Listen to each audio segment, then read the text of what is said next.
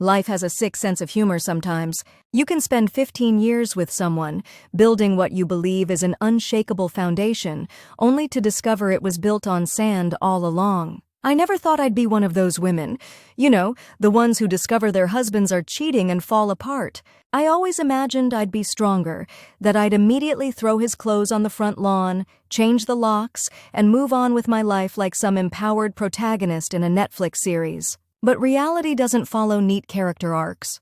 When I discovered Mark was cheating on me during our anniversary trip to Cancun, I didn't immediately confront him. I didn't scream or throw things. Instead, I smiled through dinner that night, clinked glasses with my husband of 15 years, and began planning the most methodical revenge of my life. It started with a text message, not even intended for me. We had arrived at our beachfront resort just hours earlier. The azure waters of the Caribbean stretched before us like something from a dream, the white sand beach pristine and inviting. Mark had been unusually attentive during the flight, holding my hand, asking if I needed anything every 30 minutes. He'd booked this trip to celebrate our 15th anniversary, an impressive gesture for a man who typically forgot birthdays and considered Valentine's Day a greeting card holiday.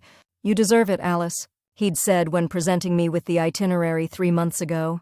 "We both do. 15 years is a milestone." I remember how my heart swelled at those words, how I'd thrown my arms around his neck and kissed him deeply, genuinely moved by his thoughtfulness. Mark wasn't typically the romantic type. He was pragmatic, focused on his investment banking career, often distracted. But he was mine, or so I thought. The resort was everything the brochure had promised: luxurious, exclusive, romantic. Our suite featured a private plunge pool overlooking the ocean, a massive bed draped in crisp white linens, and a bathroom larger than our first apartment. Mark had spared no expense. Now I understand why. We'd unpacked, showered, and were preparing for dinner at the resort's 5-star restaurant. Mark was in the bathroom, the shower running, when his phone pinged on the nightstand.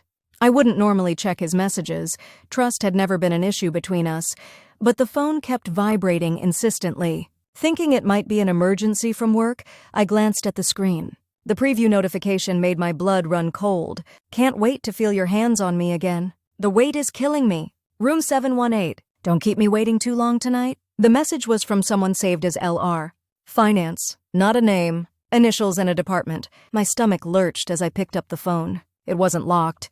Another sign of the trust between us that now felt like a mockery. I opened the message thread, and what I saw confirmed my worst suspicions. Weeks of messages, explicit photos, detailed plans for meetups, and most damning of all, conversations about this very trip. Booked the tickets. Alice thinks it's an anniversary surprise. You're so bad. What about your actual anniversary? This is more important to me. Trust me, she doesn't suspect a thing. 3 days in Cancun with my 2 favorite women. And your wife won't notice you sneaking away? Alice likes to spend hours at the spa and reading on the beach. We'll have plenty of time. The shower was still running. With trembling hands, I scrolled through weeks of betrayal. Lauren Roberts, that was her name. His colleague from the finance department, 28 years old, 15 years younger than me. I'd met her at the Christmas party last year. She'd complimented my dress, accepted a glass of wine from my hands, laughed at something I'd said, all while sleeping with my husband. I set the phone down exactly as I'd found it just as the shower turned off. My heart was thundering so loud I was certain Mark would hear it when he emerged from the bathroom. But I forced my breathing to steady, willed my hands to stop shaking. Some deep primal instinct told me not to reveal what I knew. Not yet. When Mark stepped out of the bathroom, a towel wrapped around his waist, droplets of water still clinging to his chest, I smiled at him. The same man who had shared my bed for 15 years. The same man who had just booked a romantic getaway as a cover for meeting his mistress.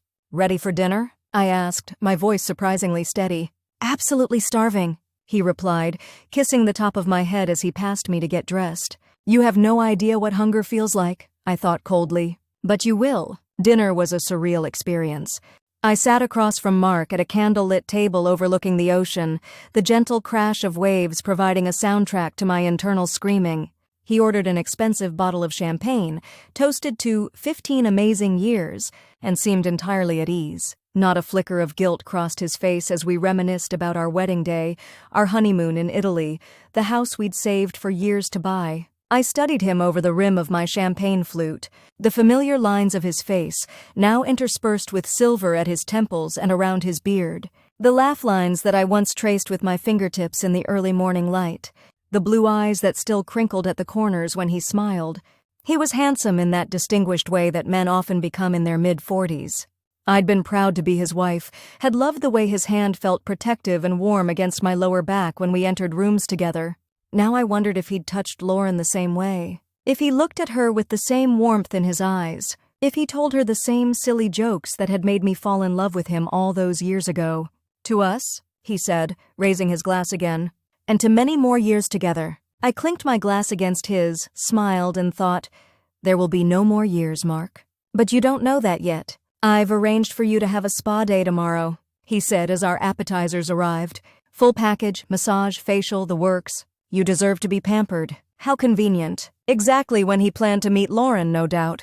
That's so thoughtful, I replied, slicing into my tuna tartare with surgical precision. What will you do while I'm being pampered? He shrugged casually. Probably check in with work a bit. Maybe hit the gym. Explore the resort. Explore room 718, you mean? I nodded, took a bite, and let him believe I suspected nothing.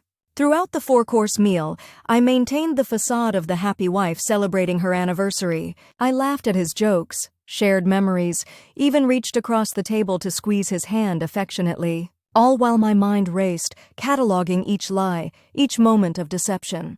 The way he checked his phone just a bit too often. The momentary distraction in his eyes when he should have been focused on me, on us.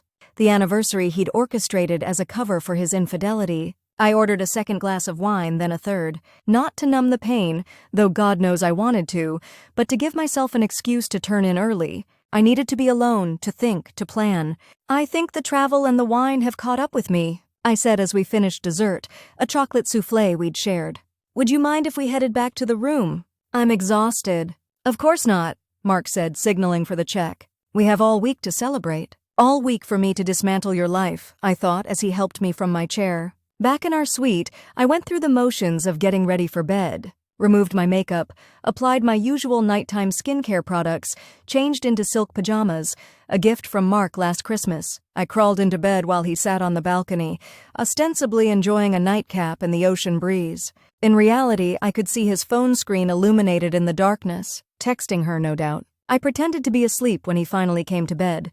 He slipped under the covers, hesitated, then turned away from me. No goodnight kiss, no gentle touch on my shoulder. Why bother with such pretenses when I was asleep? When his mind was clearly elsewhere? I lay there in the darkness, his back to mine, listening to his breathing gradually slow and deepen. The man I had pledged my life to, who had promised to love and honor me, was sleeping peacefully beside me after orchestrating an elaborate betrayal. That night I didn't cry, didn't scream, didn't wake him to demand answers. Instead, I stared at the ceiling, watching shadows from the moonlight dance across it, and I began to think very, very clearly. By morning, the initial shock had hardened into something cold and sharp inside my chest. I showered and dressed while Mark still slept, then ordered breakfast to be delivered to our room. When the food arrived, I woke him with a gentle hand on his shoulder. Breakfast is here, I said, smiling. I thought we could eat on the balcony. It's beautiful outside. He blinked awake, momentarily confused, then returned my smile. That sounds perfect. We ate overlooking the ocean, the morning sun casting a golden glow over everything. Mark seemed relaxed, happy even, completely unaware that I knew about Lauren, about his plans, about the complete mockery he had made of our marriage. So, my spa appointment, I said casually, sipping my coffee. What time is it? I booked you for 11, he replied. It's the works, 4 hours of pampering. They'll serve you lunch there too. 4 hours. How convenient. I nodded, maintaining my pleasant expression. That sounds wonderful. Thank you. You deserve it, he said, reaching across to squeeze my hand. The same words he'd used when presenting me with this trip. You deserve it, Alice. The irony was not lost on me. After breakfast, we spent a couple of hours on the beach. I read my book, or pretended to, while Mark alternated between swimming in the ocean and checking his phone. I watched him from behind my sunglasses, noting every time he glanced at the screen, the slight smile that would tug at his lips whenever a particular message arrived. At 10:45, I gathered my things to head to the spa. Enjoy every minute, Mark said, kissing me goodbye. Don't rush back. Take your time. Oh, I will, I replied, kissing him back. What will you do with yourself for 4 whole hours without me? He shrugged, the picture of nonchalance. Probably just relax. Maybe check out the gym. Check out room 718, you mean? I nodded, adjusted my sun hat and walked away, feeling his eyes on my back. Not out of desire or affection, but making sure I was really leaving. Giving him the freedom to meet his mistress. I did go to the spa. I checked in, changed into the plush robe they provided, and followed the attendant to a serene waiting room with cucumber water and ambient music. But after she left, promising my therapist would be with me shortly, I slipped back out. I hadn't formed a complete plan yet, but I knew I needed information. Real information, beyond the text messages I'd seen. I needed to see them together with my own eyes. Needed to understand the full scope of what I was dealing with. I made my way through the resort, avoiding the main pathways where I might run into Mark. Room 718 would be in the building adjacent to ours. My heart hammered in my chest as I took the elevator to the 7th floor, trying to look like I belonged there. The elevator doors opened and I stepped out into a hallway identical to the one in our building. Plush carpet, tasteful artwork, soft lighting. I followed the room numbers until I reached 718. Stood there for a moment, frozen, uncertain what to do next. What was my plan here? Knock on the door? Hide somewhere and wait for them to emerge? I hadn't thought this through, had acted on pure instinct and rage. As I stood there deliberating, I heard voices approaching from around the corner. I panicked, looking for somewhere to hide, but the hallway offered no alcoves, no convenient service doors. In desperation, I turned and knocked quickly on the door of room 716, directly across from Lauren's room. No answer. I knocked again, more insistently. The voices were getting closer. I could now distinguish Mark's low tone among them. Just as I was about to abandon my position and flee back to the elevator, the door to 716 opened. An elderly woman peered out at me, confused. Yes? Housekeeping, I blurted out. Just checking if you need any additional towels or amenities. She looked skeptical. You're not wearing a uniform. The voices were almost upon us now. In desperation, I leaned closer. Please, I whispered. My husband is about to walk by with another woman. I just need to see them. Please help me. Something in my expression must have communicated my desperation. The woman's face softened with understanding, then hardened with female solidarity. She nodded once, opened her door wider. Come in, she said loudly. I was just about to call for more towels. I slipped inside just as Mark and Lauren rounded the corner. The woman, my unexpected ally, left her door ajar just enough that we could glimpse the hallway. Together, we watched through the crack as my husband of 15 years escorted his young mistress to her door. Lauren was even more beautiful than I remembered from the Christmas party. Tall, slim, with long dark hair cascading down her back. She wore a simple white sundress that highlighted her golden tan, and she laughed at something Mark said as they stopped outside her door. My stomach clenched as I watched Mark place his hand on the small of her back, exactly the way he'd always done with me. The gesture that had always made me feel protected, cherished. It meant nothing, just a habitual movement he deployed with any woman he was sleeping with. They didn't kiss in the hallway, too public, I suppose, but the intimacy between them was unmistakable. The way they stood close together, the familiarity in their body language, the private smile they shared as Lauren unlocked her door. Then they disappeared inside, the door closing behind them with a soft click that seemed to echo through my entire body. I'm so sorry, dear, the elderly woman said, placing a gentle hand on my arm. Her name was Eleanor, I would later learn, a widow from Chicago on vacation with her sister. Men can be such disappointing creatures. I nodded, unable to speak past the lump in my throat. The reality of seeing them together, the visual confirmation of what the text messages had told me, hit me like a physical blow. I sank onto the edge of Eleanor's bed, my legs suddenly unable to support me. How long have you been married? Eleanor asked, sitting beside me. 15 years, I managed to say. This is our anniversary trip. Eleanor's expression hardened. The bastard. That unexpected profanity from this elegant woman in her 70s startled a laugh from me, a harsh, broken sound that held no humor. Yes, I agreed. The bastard. What will you do now? She asked. I shook my head. I don't know yet, but I'm not going to confront him. Not here. Not yet. Eleanor studied me, her wise eyes taking in my expression. You're planning something. It wasn't a question. I met her gaze steadily. Yes. A slow smile spread across her face. Good girl. Eleanor offered me tea, and we sat in her room for nearly an hour. She told me about her own marriage, 52 years to a man who wasn't perfect but never would have pulled this nonsense, and about her sister's divorce from a serial cheater 30 years ago.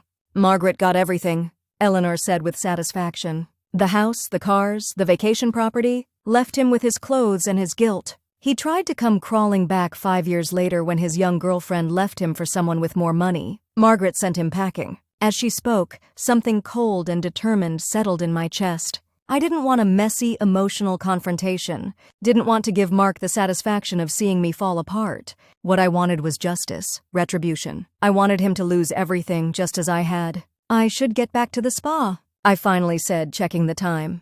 "They'll be wondering where I am." "Of course," Eleanor said, walking me to the door. She took my hand between both of hers. "Whatever you decide to do it for yourself, not to hurt him. The best revenge is living well, but that doesn't mean he shouldn't pay for what he's done." I hugged her impulsively. "Thank you for helping me." "Us women have to stick together," she replied. "I'm in room 716 until Sunday if you need anything." "Anything at all." I thanked her again and slipped out, checking that the hallway was clear before making my way back to the elevator. As the doors closed, I caught a glimpse of myself in the mirrored wall. I looked the same as I had that morning, same shoulder-length blonde hair, same blue eyes, same sundress and sandals. But something fundamental had changed. The woman looking back at me from that mirror had a hardness around her eyes, a set to her jaw that hadn't been there before. Back at the spa, I apologized for my absence, claiming I'd felt nauseated and needed some air. The receptionist was understanding, rescheduled my appointments so I could still enjoy most of my treatments.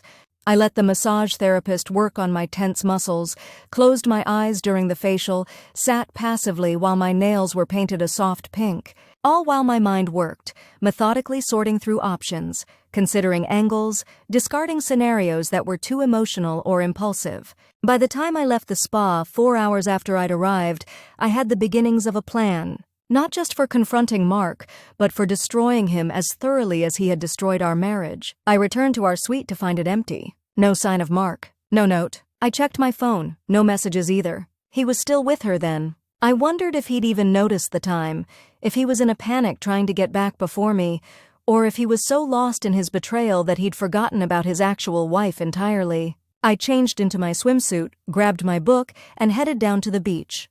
Found a lounge chair facing the ocean, ordered a piña colada, and settled in to wait, appearing completely unconcerned, enjoying my vacation. The perfect oblivious wife. Mark came jogging up the beach about 30 minutes later, slightly out of breath, hair damp as if he'd just showered. "Hey!" he called, dropping onto the lounge chair beside mine. "How was the spa?" "Wonderful," I replied, lowering my sunglasses to look at him. "I feel completely renewed. How was your afternoon?" Good, he said, flagging down a waiter to order a beer. "Worked out. Swam a bit. Nothing exciting." I nodded, letting the lie hang between us. "I was thinking we could try that seafood restaurant tonight. The concierge said it's the best on the property." "Sounds perfect," Mark agreed, visibly relieved that I wasn't questioning his whereabouts. That I was still playing the role of happy wife on her anniversary trip. We spent the rest of the afternoon on the beach. Mark was attentive, affectionate even, bringing me drinks, suggesting we take a walk along the shoreline as the sun began to set. I let him hold my hand, let him put his arm around my waist, let him kiss my temple as we watched the horizon turn gold, then pink, then deep purple. All while I imagined pushing him into the ocean and holding his head under the water. Dinner was another exercise in restraint. The seafood restaurant was indeed excellent, the atmosphere romantic with tables set directly on the beach, tiki torches providing flickering light, the sound of waves a constant backdrop. Mark ordered an expensive bottle of wine, raised his glass in another toast to our marriage. I clinked my glass against his and thought of Eleanor's words. "Whatever you decide to do it for yourself, not to hurt him." "Penny for your thoughts," Mark said, noticing my distraction. I smiled, the expression not reaching my eyes. "Just thinking about how life takes unexpected turns." "All for the better, I hope," he replied, reaching across to take my hand. I let him hold it, fighting the urge to recoil from his touch. "We'll see." That night, back in our suite, Mark initiated sex. I almost laughed at the audacity to touch me hours after being with her, but I didn't refuse. Instead, I let him make love to me, responding with well-practiced sounds and movements, all while feeling completely disconnected from my body. As if I were floating above the bed, watching this transaction between strangers. Afterward, as he drifted off to sleep beside me, I lay awake again, staring at the ceiling. But now, instead of shock and confusion, my mind was clear, focused, calculating. I thought about our life back home, our joint bank accounts, the investment portfolio we'd built together, the house we'd renovated over years. I thought about what I knew of Mark's work at the investment firm, where he'd been a partner for the last decade. About certain comments he'd made over the years, certain ethical gray areas he'd navigated, about what Lauren might know, as his colleague in the finance department. Most of all, I thought about what I wanted. Not just divorce, that was a given, but what kind of life I wanted to build from the ashes of this marriage. What would bring me peace after this betrayal? When morning came, I had a more definite plan. Not complete, but with clear initial steps. I would play the role of oblivious wife for the remainder of this trip. Would let Mark believe his deception was successful. Would use the time to gather more information, more evidence, and when we returned home, the real work would begin. The next 3 days in Cancun followed a pattern. Mark would arrange some activity to occupy me for a few hours each day, another spa treatment, a guided tour of nearby ruins, a shopping excursion to the local markets, while he snuck away to be with Lauren. I went along with his suggestions, but not before planting a small voice recorder I'd purchased in the gift shop under the bedside table in our suite. Each night when we returned from dinner, I would excuse myself to take a bath, retrieving the recorder and listening to the conversations he'd had on his phone while I was away, planning his meetups with Lauren, discussing their future, even, most disturbingly, talking about potential exit strategies from his marriage. Alice is comfortable. I heard him tell Lauren during one recorded conversation. She likes our life. The stability. I don't think she'd risk losing that, even if she had suspicions. How little he knew me after 15 years. Or perhaps he'd never known me at all. I also spent time with Eleanor, my unexpected ally. We met for coffee one morning when Mark thought I was at a beachside yoga class. I shared some of what I'd learned, and she offered practical advice drawn from her sister's experience. Document everything, she said firmly. Recordings, photographs, bank statements, anything that proves the affair and any financial impropriety. The more ammunition you have, the better position you'll be in. I don't want to drag this out in court. I told her, I don't want a messy public divorce. Eleanor's eyes narrowed shrewdly. Then you need leverage.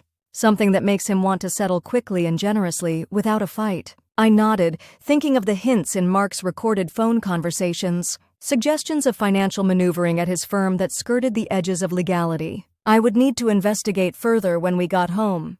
On our last full day in Cancun, Mark suggested we split up again. He claimed he wanted to get in one final workout at the gym, while suggesting I might enjoy a last-minute facial before our evening flight the next day. Actually, I said, I thought we might spend our last day together. It is our anniversary trip after all. A flash of panic crossed his face, quickly masked. Of course, if that's what you want. I just thought you enjoyed the spa so much. I've had plenty of pampering, I replied, watching him squirm. I'd rather spend time with my husband. He recovered quickly, suggesting we book a couples massage instead, followed by lunch on the beach. I agreed, knowing he was already calculating how to alert Lauren to the change of plans. Sure enough, when we returned to our suite to change for our massage appointment, Mark claimed he needed to make a quick work call. I pretended to be occupied with selecting a swimsuit while watching his reflection in the mirror as he texted furiously, his expression tense. The couple's massage was exquisite, the therapists working in synchronicity as we lay on adjacent tables. Mark seemed to relax gradually, the tension leaving his body as the massage progressed. By the time we finished, he appeared to have made peace with spending the day with his actual wife instead of his mistress. We had lunch at a beachside cafe, Mark becoming more attentive and engaged as the meal progressed. He reached for my hand across the table, reminisced about our early days together, asked about my thoughts for the coming year. From the outside, we must have looked like the perfect couple celebrating a milestone anniversary. The idyllic image made me want to laugh and scream simultaneously. After lunch, we walked along the beach, venturing farther than we had on previous days. The shoreline curved around a rocky outcropping, revealing a more secluded stretch of sand. As we rounded the bend, I spotted them immediately. Eleanor and her sister Margaret, seated under a large umbrella, playing cards on a small portable table. Eleanor looked up as we approached, her eyes widening slightly in recognition. I gave her the slightest shake of my head, a warning not to acknowledge our acquaintance. She understood immediately, returning her attention to her cards without missing a beat. But as we passed their setup, I deliberately slowed my pace. "Excuse me," I said politely. "Would either of you happen to have the time?" We left our phones at the resort. Eleanor checked her watch. "It's just past 2, dear." "Thank you," I replied. Then, as if struck by a thought, "Are you enjoying your stay?" "We've found it absolutely lovely." "Oh yes," Eleanor said, her eyes twinkling with hidden knowledge. "Quite revealing, actually." Margaret, who knew my story from Eleanor, nodded in agreement. "You never know what discoveries await at a beautiful resort like this." Mark shifted beside me, clearly eager to move on. "We should continue our walk if we want to make it all the way to the point and back before sunset," he said. I smiled at the sisters. "It was nice meeting you both. Enjoy the rest of your stay." "Oh, we will," Eleanor replied, her gaze shifting briefly to Mark. "Best of luck to you, dear." "With everything." As we walked away, Mark asked, "What was that about?" I shrugged. "Just being friendly. They reminded me of my Aunt Celia." He accepted this without question, his mind likely still occupied with how he might squeeze in a meeting with Lauren before our departure the next day. That evening was our final dinner in Cancun. Mark went all out, arranging for a private table on the beach, complete with personal server and customized menu. Candles flickered in glass hurricanes, protecting the flames from the gentle sea breeze. A bottle of Dom Perignon chilled in an ice bucket beside our table. "To 15 unforgettable years," Mark said, raising his glass. "And to us." I clinked my glass against his. "To truth," I replied. "And consequences." He faltered slightly, a flicker of uncertainty crossing his face. "Consequences?" I smiled, letting the ambiguity hang between us for a moment. "Of our choices. Life is nothing but the consequences of the choices we make, don't you think?" Mark relaxed, nodding. "Philosophical tonight, aren't we?" "Something about endings and beginnings makes me reflective," I said, taking a sip of the excellent champagne. The meal was exquisite. Fresh seafood, locally sourced vegetables, decadent desserts. Throughout it all, Mark maintained the facade of devoted husband, reaching for my hand, reminiscing about our years together, even presenting me with a diamond bracelet as an anniversary gift. I accepted it with appropriate expressions of surprise and gratitude, slipping it onto my wrist and admiring how it caught the candlelight. Another gift meant to alleviate his guilt, to maintain his cover story. I wondered if he'd given Lauren something similar, wondered if hers had cost more. After dinner, we walked along the moonlit beach back to our suite. Mark put his arm around me, pulled me close against his side. I let him, even leaned into his embrace. Let him believe that all was well, that his deception had been successful, that we would return home the next day to our normal life. Little did he know that normal no longer existed. That it had shattered the moment I read Lauren's message on his phone. That the woman in his arms was not the same one he'd brought to Cancun days earlier. She was colder now, harder, focused on a single purpose. That night, after Mark fell asleep, I slipped out onto the balcony with my phone. Sent an email to myself with all the evidence I'd gathered during our stay, recordings of Mark's conversations, notes about times and dates of his meetups with Lauren, observations about potentially questionable work practices he'd mentioned in passing. I also sent a brief message to my best friend Sarah. "Need to talk when I get back. Important. Don't say anything to anyone yet?" Sarah had never particularly liked Mark. Had commented more than once that he seemed distracted at social gatherings, that he often looked at his phone when he should have been engaged with me. I defended him, attributed it to work stress, the demands of his position. How naive I'd been. I deleted the sent messages from my phone, cleared my browsing history, erased any trace of my late-night activities.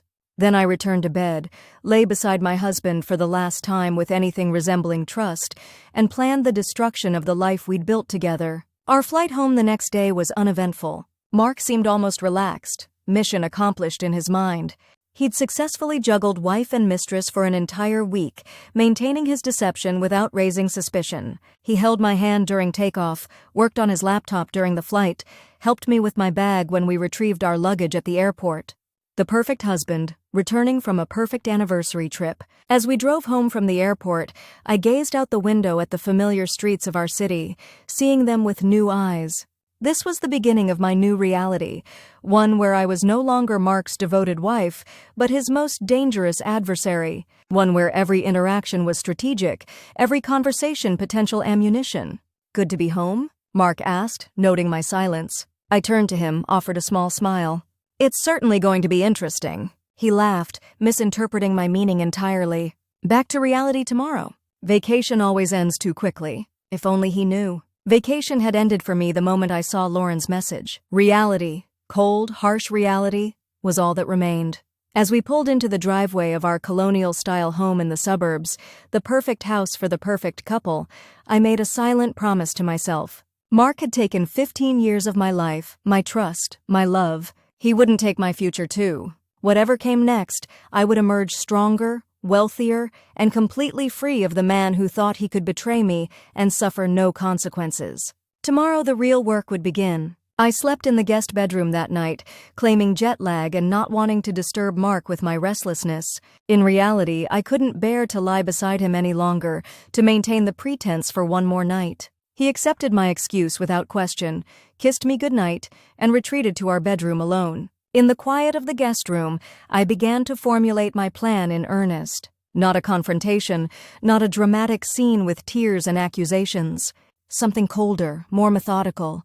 Something that would leave Mark with nothing. No wife, no mistress, no career, no reputation. It would take time, research, careful documentation. But I had always been detail-oriented, meticulous in my approach to problems, and this was just a problem to solve, albeit the most significant one of my life. As I drifted off to sleep, I thought of something Eleanor had said during our last conversation in Cancun. The best revenge isn't just living well, she'd amended her earlier statement. It's living well while watching them lose everything they valued. I intended to do exactly that. The next morning, Mark left for work with a quick kiss and a promise to be home for dinner. "I missed so much while we were away," he explained, straightening his tie in the hallway mirror. "Going to be playing catch-up for days?" I smiled, handed him his travel mug of coffee, prepared exactly as he liked it, with 2 sugars and a splash of cream.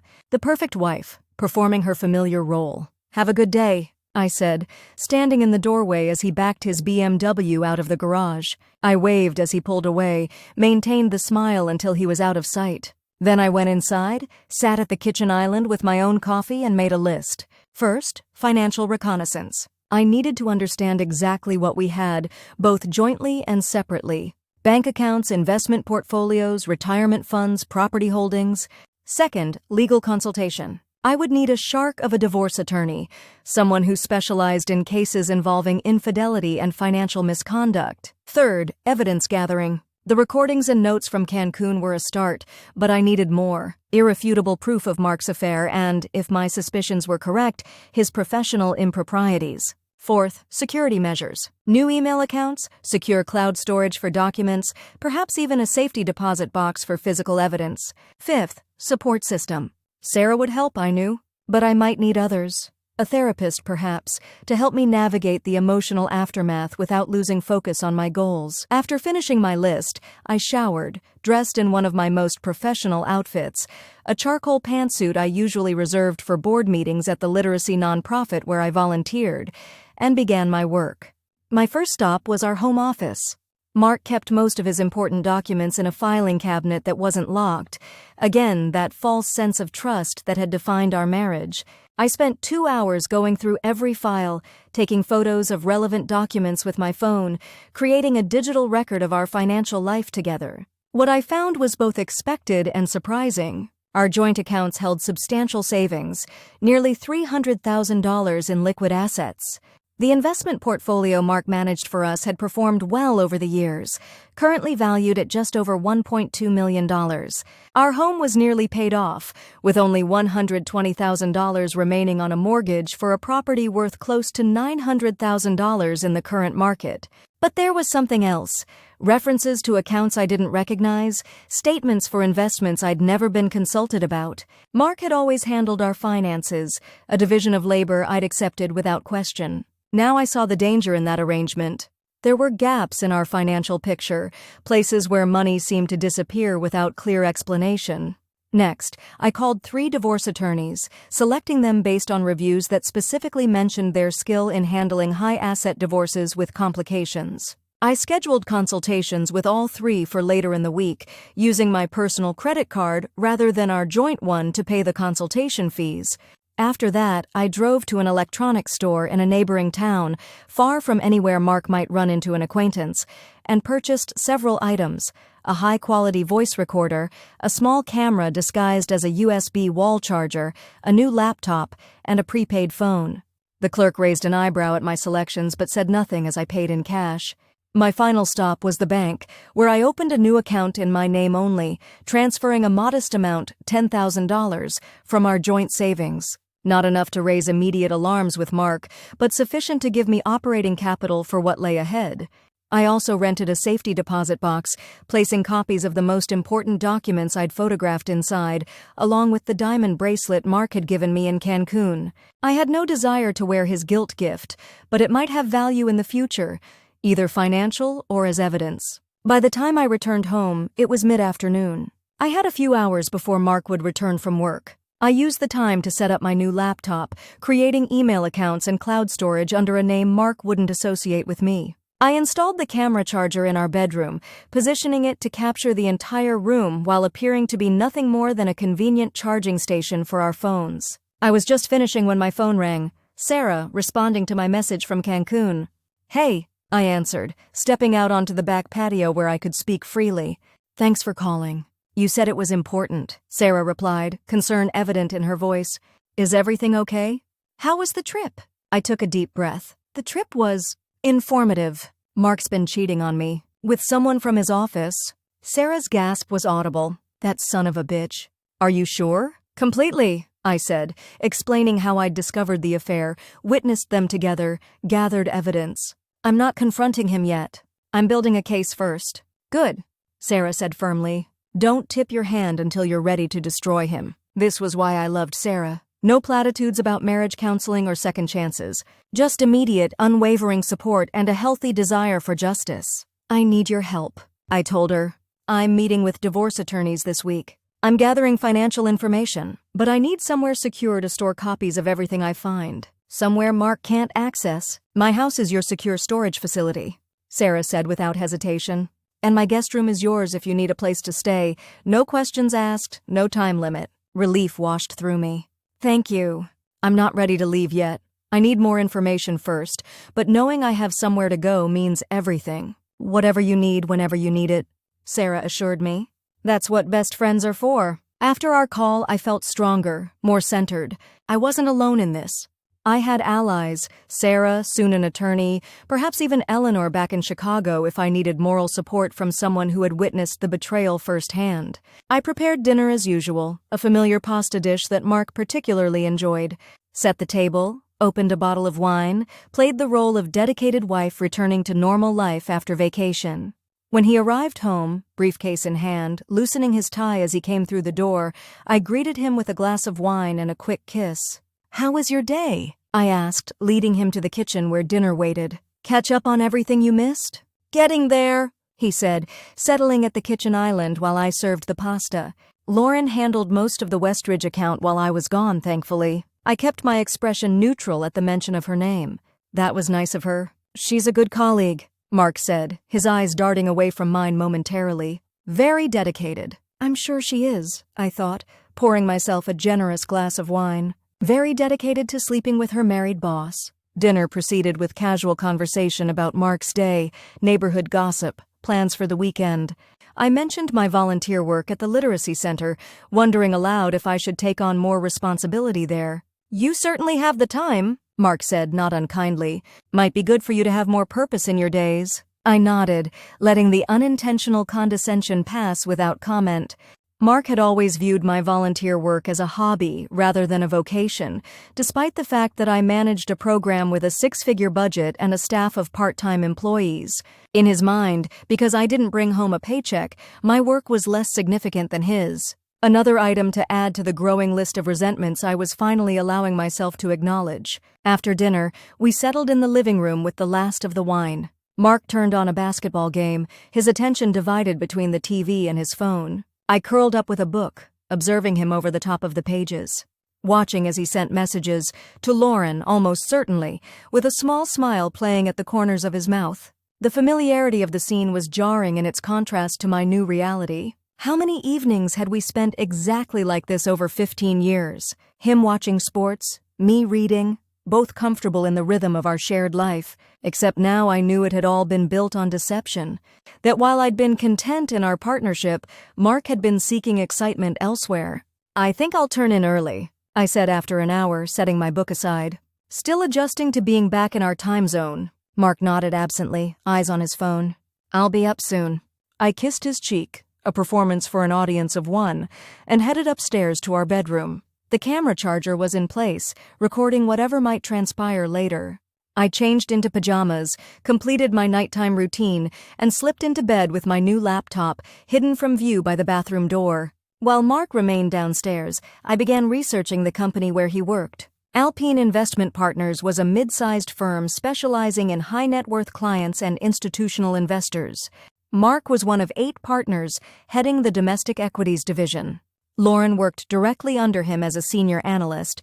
The firm's website featured professional headshots of all key personnel. Mark's photo showed him smiling confidently in a bespoke suit, the embodiment of financial success and trustworthiness. Lauren's photo was equally polished, sleek dark hair, subtle makeup enhancing her natural beauty, a smile that projected intelligence and competence. I downloaded both images, along with the firm's organizational chart showing their professional relationship. More evidence for my growing file. Next, I searched for any public records related to Alpine, SEC filings, news articles, industry analyses. Most painted a picture of a successful, respected firm with strong returns and a solid reputation. But one article from a financial industry blog caught my attention. Alpine under scrutiny. Timing of trades raises questions. The piece was over a year old and carefully worded to avoid direct accusations, but it suggested that some of Alpine's investment decisions had been suspiciously well-timed, particularly in relation to corporate announcements that affected stock prices. No formal investigation had been launched, and Alpine had dismissed the allegations as coincidental, but the article noted that industry insiders had raised eyebrows. I saved the article to my secure cloud storage and made a note to look deeper into this angle. If Mark was cutting ethical corners professionally as well as personally, it could provide additional leverage. I heard Mark's footsteps on the stairs and quickly closed my laptop, sliding it under the bed before arranging myself as if already half asleep. He entered the bedroom, glancing over to see if I was awake. "Just going to shower?" he whispered when he saw my eyes open. I nodded, mumbled something indistinct, and rolled over as if drifting back to sleep. Listened as he showered, went through his own bedtime routine, finally slipping into bed beside me. He didn't reach for me, didn't attempt to initiate intimacy, probably exhausted from his day of catching up at work. As his breathing deepened into sleep, I stared at the darkened ceiling, thinking about the article I'd found, about the gaps in our financial records, about the way Mark had built his career on his reputation for exceptional insight into market movements. What if that insight wasn't just skill? What if Lauren wasn't just a romantic diversion, but a professional accomplice? The possibility added a new dimension to my planning. If Mark was engaged in financial impropriety, insider trading, market manipulation, any of the myriad ways investment professionals could cross legal lines, it would give me enormous leverage in divorce proceedings, especially if I had evidence. The next day followed a similar pattern. Mark left for work. I continued my investigation. I met with the first of the divorce attorneys I'd contacted, Marianne Teller, a commanding presence in her 50s with a reputation for ruthless effectiveness. "So your husband is having an affair with a colleague," Marianne summarized after I outlined the situation.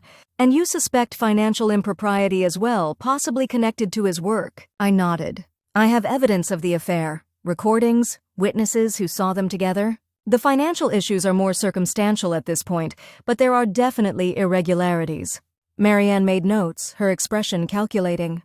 New Jersey is a no-fault divorce state, but infidelity can still influence property division and alimony, particularly if marital assets were used to fund the affair.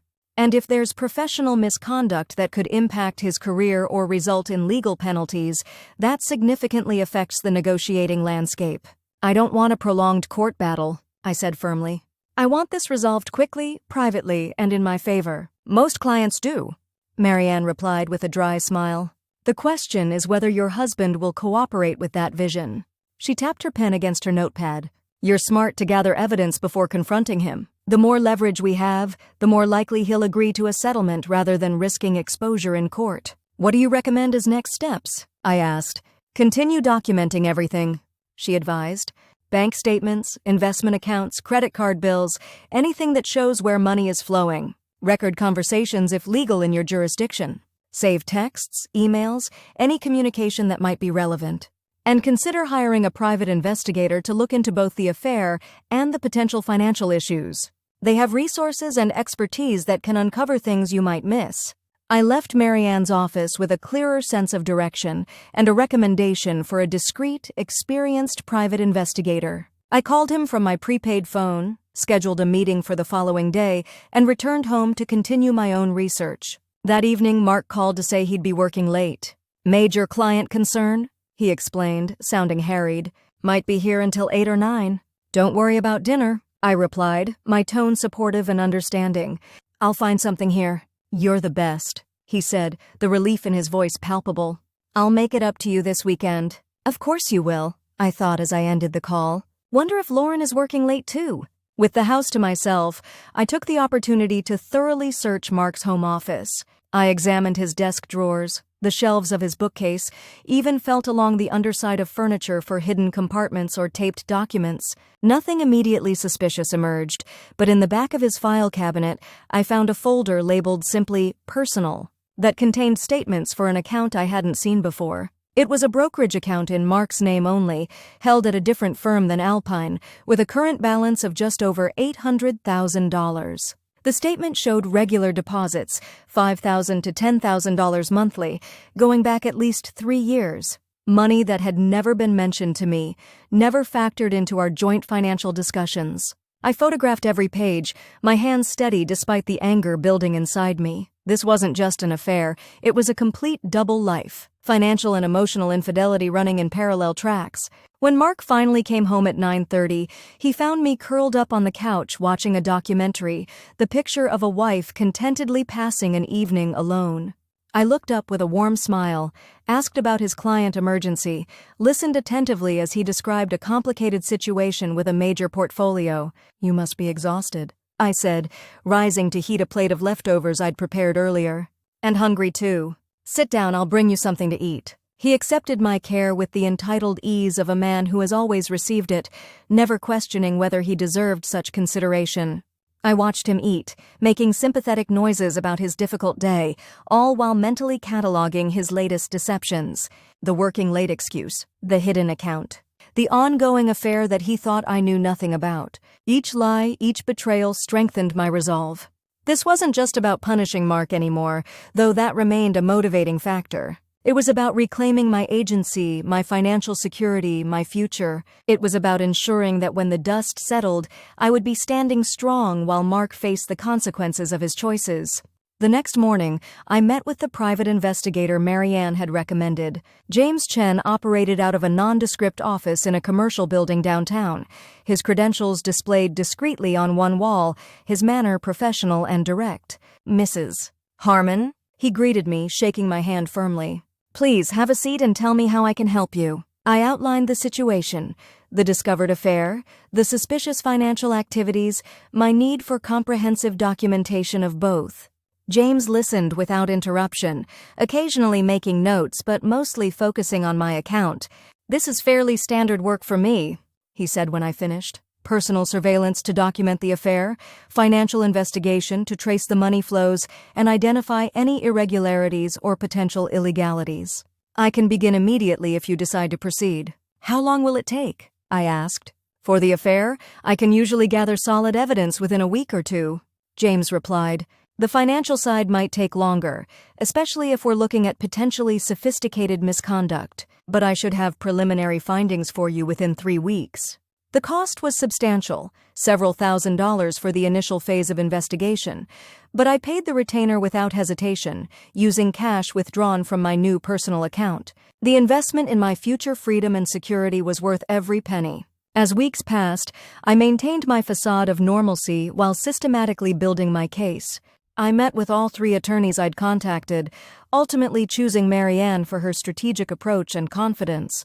I continued gathering financial documents, transferring small amounts regularly from our joint accounts to my private one, documenting every aspect of our marital assets.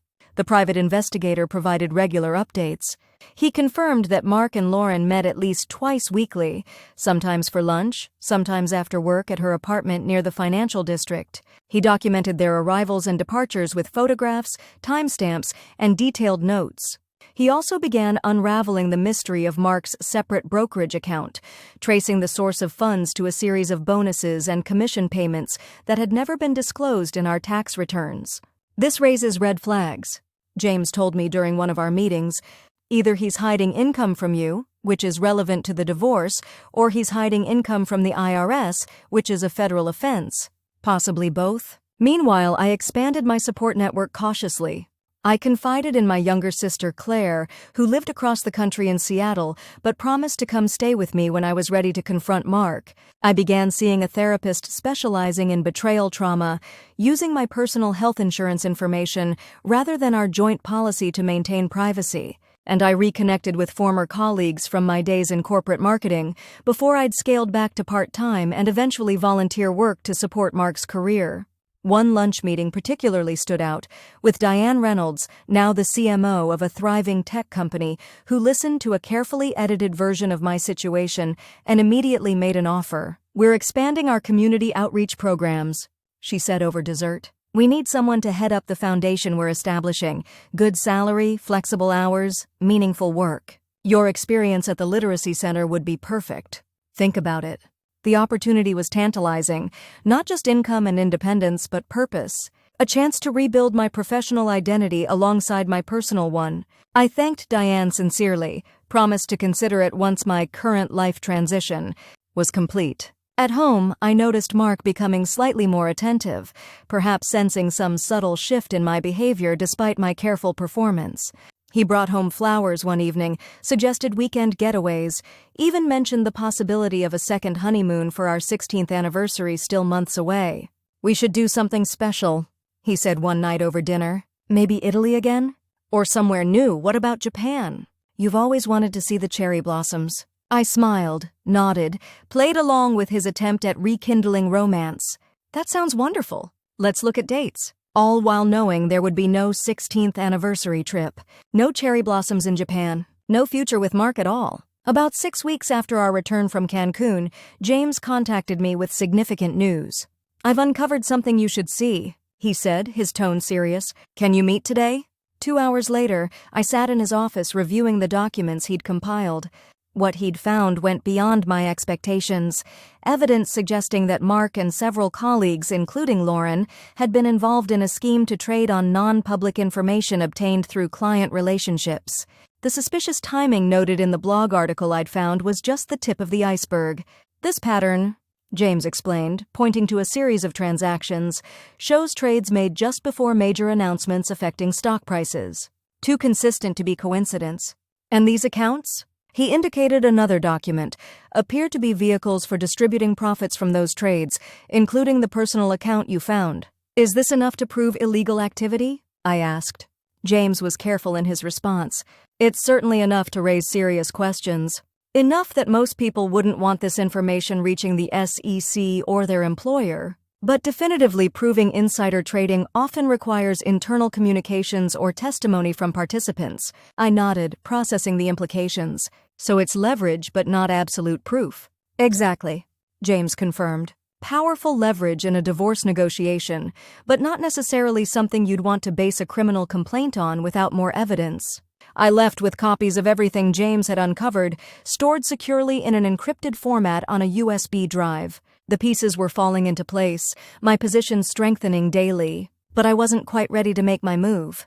I wanted one more piece of evidence, something undeniable, something that would make Mark realize instantly that fighting me would be futile. That opportunity came 2 weeks later, when Mark announced he needed to attend a financial conference in Boston over the weekend. "Just 2 days," he said casually over breakfast. "Leaving Friday morning, back Sunday afternoon. Important networking opportunity." I expressed appropriate disappointment that our weekend plans would be disrupted, asked relevant questions about the conference, offered to help him pack. The perfect supportive wife. As soon as he left for work, I called James. "My husband's planning a weekend in Boston for a conference. Can you verify if this conference actually exists, and whether he and Lauren might be attending together?" James called back within hours. "There is a financial industry conference in Boston this weekend," he confirmed. "Alpine is sending several representatives, including your husband. But I've checked the hotel reservation. It's for 2 people, and he specifically requested a king bed, not 2 queens." "And Lauren?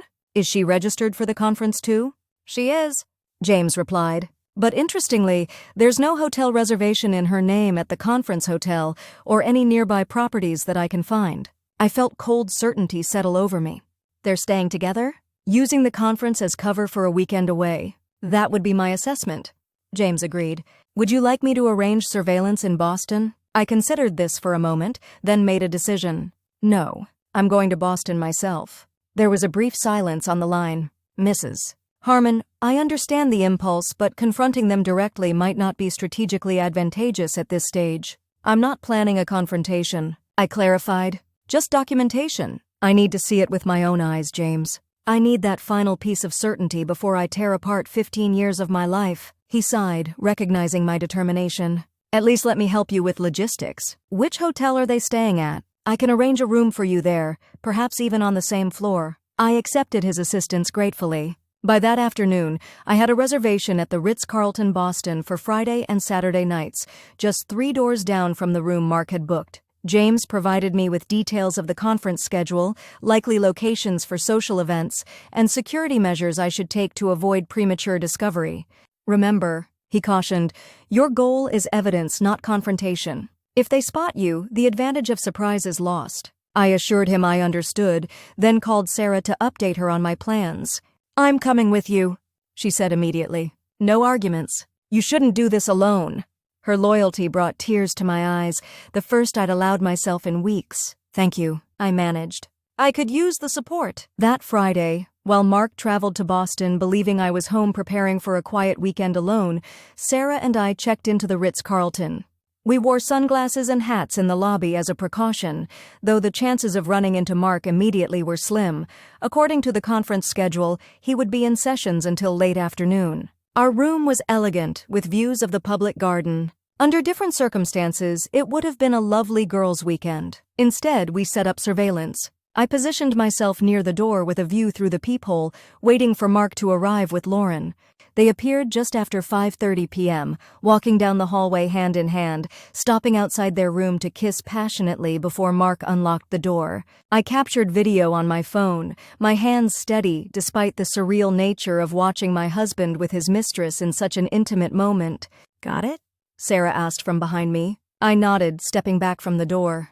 Clear as day. Both their faces, the room number, the timestamp on the video. "How do you feel?" Her voice was gentle, concerned. I considered the question seriously. Oddly calm, like I'm watching a movie about someone else's life. Sarah squeezed my shoulder. "Dissociation is a normal response to trauma. But you're doing great. And now you have what you came for." "Part of it," I corrected. "I want more. I want evidence that can't be explained away as a one-time lapse. I want proof of the ongoing nature of this relationship." We ordered room service rather than risking a restaurant encounter, then settled in for an evening of strategic planning. According to the conference schedule, there was a reception for attendees from 7 to 9 p.m., followed by dinner on their own. "They might skip the reception," Sarah speculated. "Why socialize when they have a king-sized bed waiting?" But at 6:45, we heard their door open. Through the peephole, I watched Mark and Lauren emerge, both dressed elegantly, he in a dark suit, she in a black cocktail dress.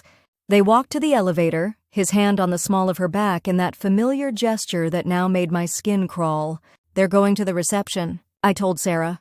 "This gives us an opportunity." She looked alarmed. "What are you thinking?" "I'm thinking we should see what's in their room," I replied calmly. Not to disturb anything, just to document. Photos of their belongings together, their toiletries mingled in the bathroom, evidence of their shared accommodations. That's breaking and entering, Sarah protested. And how would we even get in? I smiled grimly. You forget, I've been married to Mark for 15 years. I know his habits. He always uses the same passwords for everything, including the digital safe in hotel rooms. And housekeeping can usually be persuaded to open a door if you claim to be locked out. Sarah looked uneasy but didn't argue further. 20 minutes later, after a brief conversation with a housekeeper and a modest tip for her assistance, we were inside Mark and Lauren's room. I worked quickly, methodically, taking photos of their luggage arranged together, their clothing hanging side by side in the closet, the bathroom counter where their toiletries were interspersed. I opened the bedside drawer and found what I expected: condoms, lubricant, items that confirmed the nature of their weekend together. Most damning of all was Mark's laptop left on the desk. It was password protected, but I knew all his passwords, variations on his college football jersey number and his birth year. Within minutes, I was scrolling through his emails, taking screenshots of correspondence with Lauren that extended back more than a year. Alice, Sarah whispered urgently from her position by the door. We need to go. Now. I quickly closed the laptop, leaving it exactly as I'd found it, and took one final survey of the room to ensure nothing was disturbed. We slipped out, returning to our own room without encountering anyone in the hallway. Safe behind our locked door, I reviewed what I'd captured. Dozens of photos and screenshots providing irrefutable evidence of Mark's ongoing relationship with Lauren. Not a momentary lapse, not a one-time mistake, but a deliberate, sustained betrayal.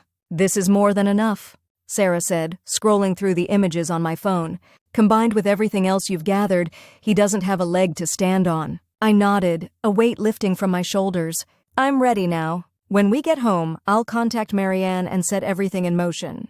We spent the rest of the weekend monitoring Mark and Lauren's movements from a careful distance, observing them at hotel restaurants, in the lobby, even following them to a romantic dinner at an upscale restaurant several blocks away. I documented everything, building an overwhelming case that would leave no room for denials or explanations. By Sunday afternoon, when we checked out and headed back home, well before Mark was scheduled to return, I had everything I needed to move forward with absolute confidence. The final phase of my plan was about to begin. I arrived home before Mark, unpacked my overnight bag, and removed all evidence of my Boston trip. To anyone observing, I appeared to have spent a quiet weekend at home. Dishes in the sink from meals alone, laundry partially done, the normal patterns of solitary living. When Mark returned late Sunday afternoon, I greeted him with casual interest, asked about the conference, listened attentively as he described panels and networking events. All fiction, or at best, partial truths woven around his actual activities with Lauren. "How was your weekend?" he asked, seemingly as an afterthought. I shrugged. Quiet. Caught up on some reading, had dinner with Sarah last night. Nothing exciting. He nodded, clearly relieved that I had no questions about his absence. Little did he know that the quiet, predictable wife he thought he'd left behind no longer existed. In her place stood a woman with evidence, legal counsel, financial independence, and a burning determination to claim justice. That night, after Mark was asleep, I sent emails to Marianne and James, updating them on my Boston findings and requesting a meeting to finalize our strategy. I also reached out to Claire, letting her know I would be ready for her support within the week. Then I contacted Diane, accepting her job offer effective immediately following my life transition. The pieces were in place. The trap was set. All that remained was to spring it at the perfect moment. 3 days later, that moment arrived. Mark mentioned over breakfast that he had an important client dinner that evening, apologizing that he might be home late. I expressed understanding, wished him success with the client, kissed him goodbye as he left for work. As soon as he was gone, I called James to confirm what I already suspected. Within an hour, he verified that Mark had reservations for 2 at La Mer, one of the most exclusive restaurants in the city, at 7 p.m. No client meeting appeared on his work calendar according to James's source at Alpine. Tonight then, I told James. Have the documents ready? I spent the day preparing. I packed essential items, important documents, irreplaceable mementos, enough clothing for a week, and loaded them into my car, parked in the garage where the neighbors wouldn't notice.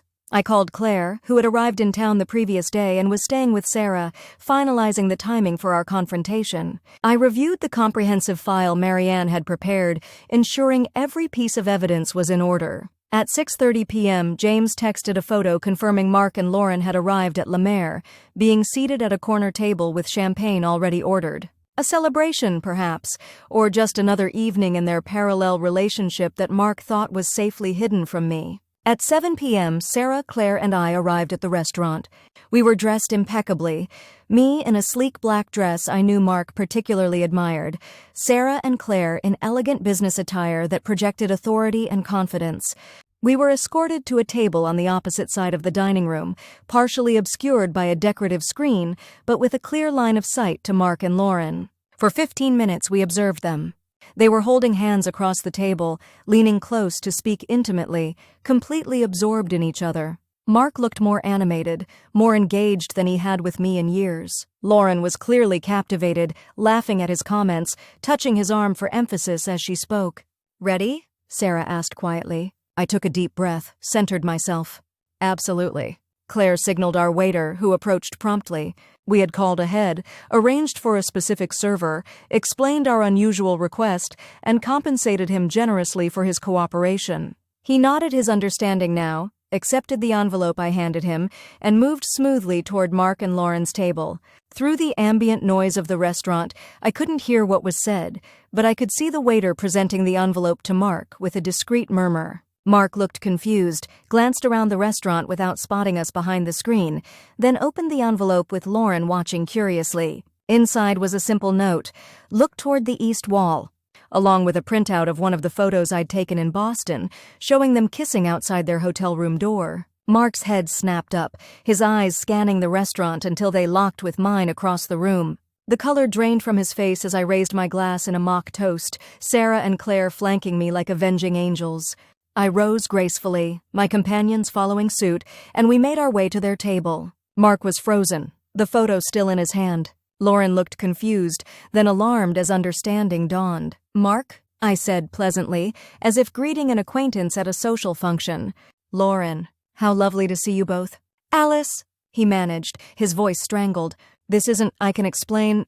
"No need," I interrupted smoothly. "Your actions have explained everything quite thoroughly." I turned to Lauren. "Has he told you about our anniversary trip to Cancun? The one where he arranged for me to have spa treatments so he could meet you in your room? Very efficient, managing both wife and mistress in the same resort." Lauren's eyes widened, darting between Mark and me.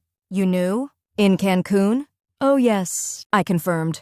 "I knew the first day. Room 718, wasn't it? I have excellent documentation, photos, recordings, witness statements, just as I have documentation of this weekend in Boston and so many other rendezvous over the past year." Mark found his voice again. "Alice, please, we should discuss this privately. We're well past privacy, Mark." I cut him off, my tone hardening slightly.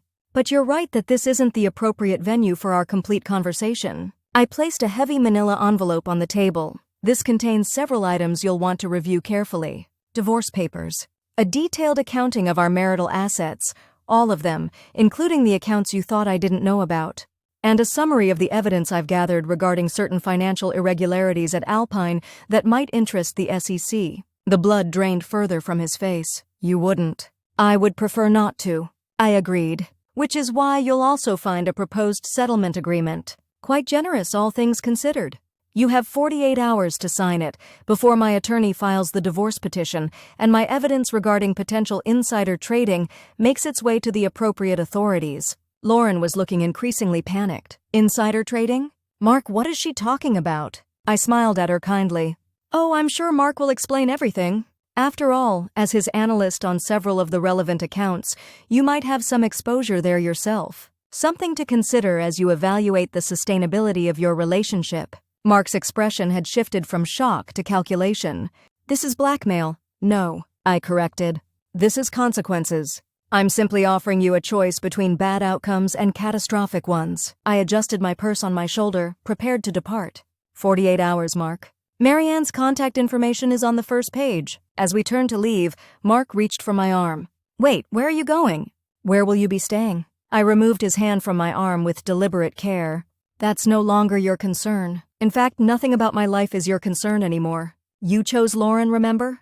On our anniversary trip to Cancun, we walked away, 3 women in perfect formation, leaving Mark and Lauren staring after us in stunned silence. Outside the restaurant, Claire wrapped me in a fierce hug while Sarah handed the valet tickets for our cars. You were magnificent, Claire whispered. I exhaled slowly, feeling lighter than I had in months.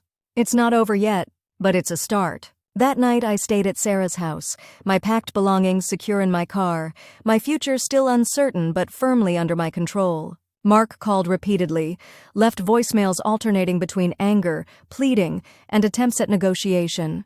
I didn't respond to any of them, following Marianne's advice to maintain complete distance until the settlement was signed. The next morning, I went to Marianne's office to wait. She predicted Mark would contact her directly once he'd reviewed the documents and consulted his own attorney, if he was smart, which she doubted given his personal choices. Men like Mark believe they're invincible until confronted with irrefutable evidence of their vulnerability, she observed. You've provided that evidence in abundance. Now we wait to see if self-preservation overrides his ego. The answer came shortly after noon. Mark's lawyer called Marianne, requesting a meeting to discuss the terms of the settlement. By 3 p.m., we were seated across from them in Marianne's conference room, the tension palpable.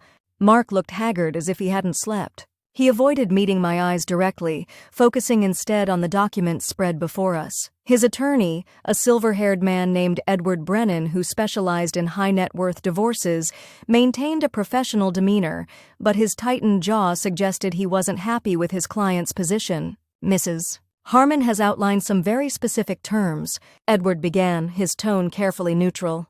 We find many of them excessive given the circumstances. Marianne's smile was predatory. The circumstances being Mr. Harmon's extended infidelity with a work colleague and potentially criminal financial activities? Those circumstances? Edward cleared his throat. Allegations of financial impropriety are serious and, in our view, unsubstantiated. As for the personal matters, while regrettable, they don't justify the imbalanced division of assets proposed here. We disagree, Marianne replied coolly. And we have extensive documentation supporting both the infidelity and the financial concerns. Documentation we're prepared to share with Alpine's board of directors, the SEC, and other relevant parties if necessary. The negotiation continued for hours, with concessions on both sides. I remained largely silent, speaking only when directly addressed, maintaining a composed expression throughout. Mark grew increasingly agitated as the afternoon wore on, at one point asking if we could speak privately. Anything you have to say can be said in front of our attorneys. I told him, my voice steady. We have no personal matters to discuss anymore. By 7 p.m. we had reached an agreement. I would receive the house, 70% of our liquid assets, my choice of personal property, and substantial alimony for 5 years, time enough to fully establish my new career. Mark would keep his retirement accounts and a smaller percentage of our investments, avoiding the public exposure that would almost certainly end his professional career and possibly result in criminal charges. As we concluded the meeting, Mark finally met my eyes directly. I am sorry, Alice, for what it's worth. I studied him for a moment, this man I had loved for 15 years, whose betrayal had forced me to rebuild my entire conception of my life and future. It's worth nothing, Mark. But the settlement is worth quite a lot, so I consider it a fair exchange. We signed the preliminary agreement that evening, with the formal documents to follow within days. The divorce would be filed as no-fault, irreconcilable differences, with the financial terms sealed by the court, discreet, efficient, and overwhelmingly in my favor. As we left Marianne's office, Sarah and Claire waiting in the reception area to escort me to dinner, I felt a curious sense of completion. Not happiness, that would come later, gradually, as I built my new life, but satisfaction. Justice had been served. The balance had been restored. I had entered the meeting as Mark Harmon's wife, betrayed and diminished. I left as Alice Harmon, independent and victorious, with the resources and freedom to create whatever future I chose for myself.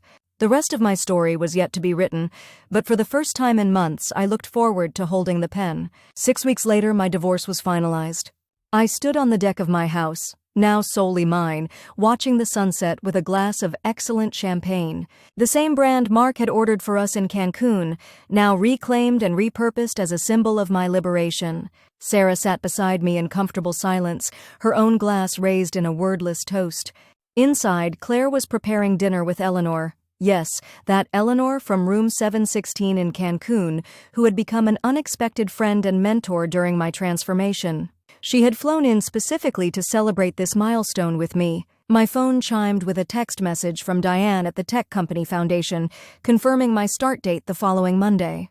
My new office was ready, my team assembled, my first projects outlined. A purposeful future awaited. Mark had moved across the country, taking a significantly reduced position with a small firm in Arizona. According to mutual acquaintances, Lauren had not joined him. Apparently, once the possibility of criminal exposure entered the equation, their passionate affair had lost some of its luster. Alpine had conducted an internal investigation following an anonymous tip. Not from me, I had honored the settlement agreement to the letter, resulting in several quiet resignations and a complete restructuring of their compliance department. I took another sip of champagne, savoring its crispness, its subtle complexity, rather like life itself, bitter and sweet, challenging and rewarding, constantly evolving for those brave enough to embrace its changes. To new beginnings, I said aloud, raising my glass to the darkening sky. Sarah clinked her glass against mine. And to justified endings. I smiled, feeling the warmth of friendship, the security of justice served, the excitement of possibilities stretching before me. Mark had betrayed me in Cancun, thinking I would never discover his deception. He had underestimated me so completely, had taken for granted the intelligence and strength that had always existed beneath my accommodating exterior. His mistake. My redemption. As the last light faded from the horizon, I made a silent promise to myself. Never again would I diminish my own worth for someone else's comfort. Never again would I accept less than the respect and honesty I deserved. The woman who had discovered her husband's betrayal in Cancun no longer existed.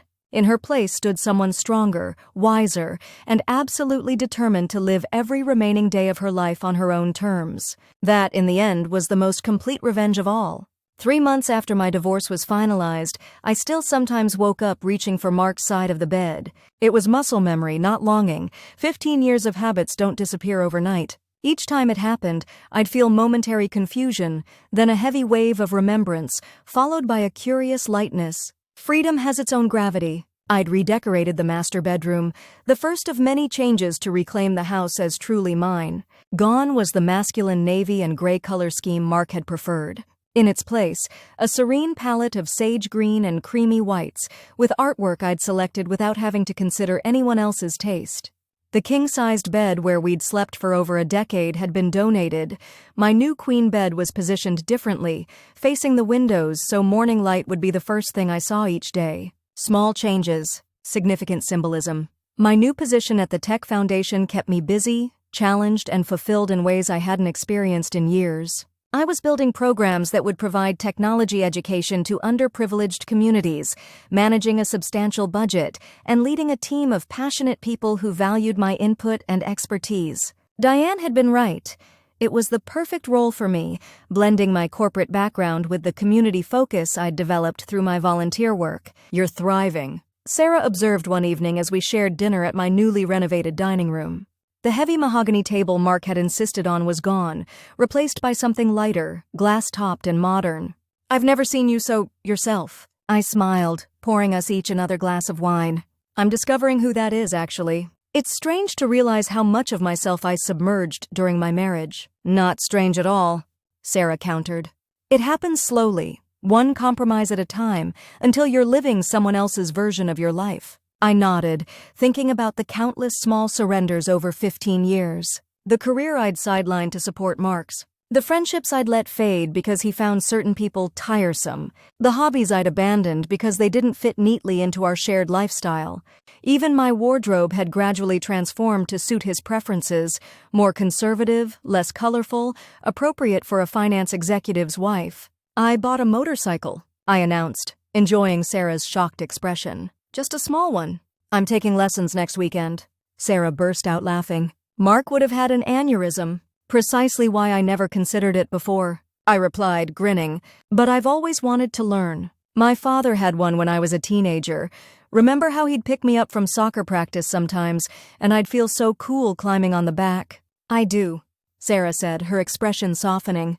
You mentioned wanting one when we were in college. Mark thought motorcycles were dangerous and undignified, I said, rolling my eyes, and somehow that became my opinion too until it wasn't. This was the pattern of my new life, rediscovering desires and parts of myself that had been buried during my marriage.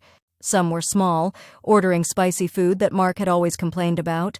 Others more substantial, reconnecting with friends he'd considered boring or unsuitable. Each recovery felt like finding a piece of a puzzle I hadn't realized was incomplete. Not that everything was easy. There were difficult days, moments when the magnitude of Mark's betrayal hit me anew, when I'd find myself standing in the grocery store, suddenly furious at the memory of his deception. Times when I questioned my own judgment, wondering how I could have been so blind for so long. Nights when the silence of the house felt oppressive rather than peaceful. On those days I leaned on my support system.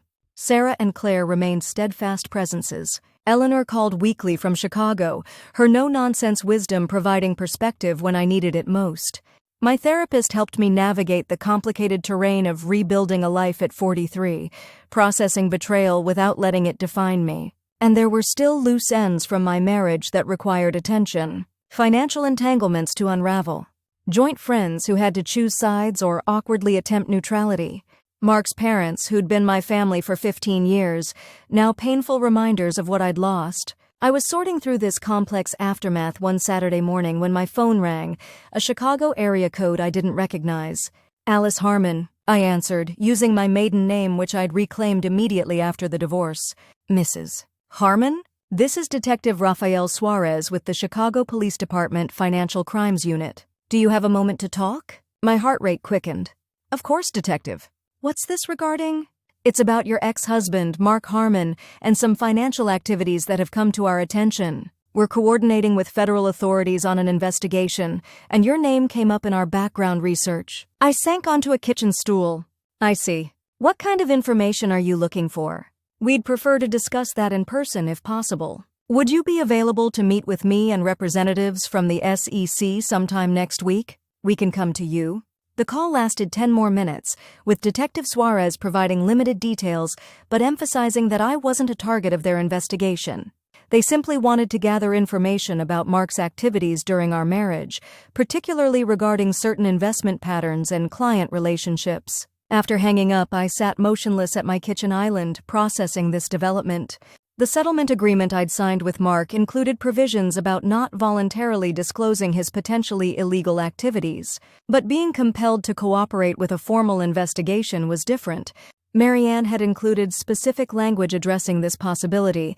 I was obligated to respond truthfully if approached by authorities. I called her immediately, explaining the situation. Am I legally exposed here in any way? I asked, worry creeping into my voice. Not if you weren't directly involved in any wrongdoing, Marianne assured me. The agreement protects you from civil claims by Mark, but it doesn't and legally cannot prevent you from cooperating with a criminal investigation.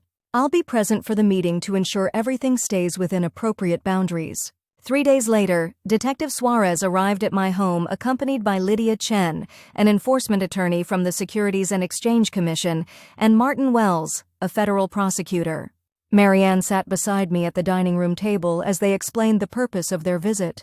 We're investigating a pattern of suspicious trading activity at Alpine Investment Partners spanning approximately 5 years, Lydia explained, her manner professional but not unfriendly. Your ex-husband appears to be a person of interest in this investigation. Martin Wells, the prosecutor, continued. We understand from reviewing your divorce records that you had concerns about potential financial improprieties. We'd like to hear more about that, if you're willing to share. I glanced at Marianne, who nodded slightly. I discovered some concerning patterns during my divorce investigation, I said carefully. Accounts I wasn't aware of, transactions that seemed unusual, conversations I overheard that suggested Mark might have had access to non-public information. For the next 2 hours, I walked them through what I'd found, the separate brokerage account, the regular cash deposits, the timing of certain trades. I shared copies of documents I'd gathered during my divorce preparation and played selected recordings of Mark's phone conversations that hinted at his activities. Lydia took copious notes, occasionally asking clarifying questions. Did you ever meet clients with your husband? Attend work functions where information might have been discussed? Frequently, I confirmed. Alpine hosted client dinners several times a month. Mark often invited key clients to our home for dinner or weekend gatherings. I was expected to play hostess, make them feel welcome, facilitate social connections. And during these events, did you ever hear discussions about upcoming corporate actions? Mergers, acquisitions, major announcement plans? I thought carefully before answering. Not explicitly, but there were coded conversations.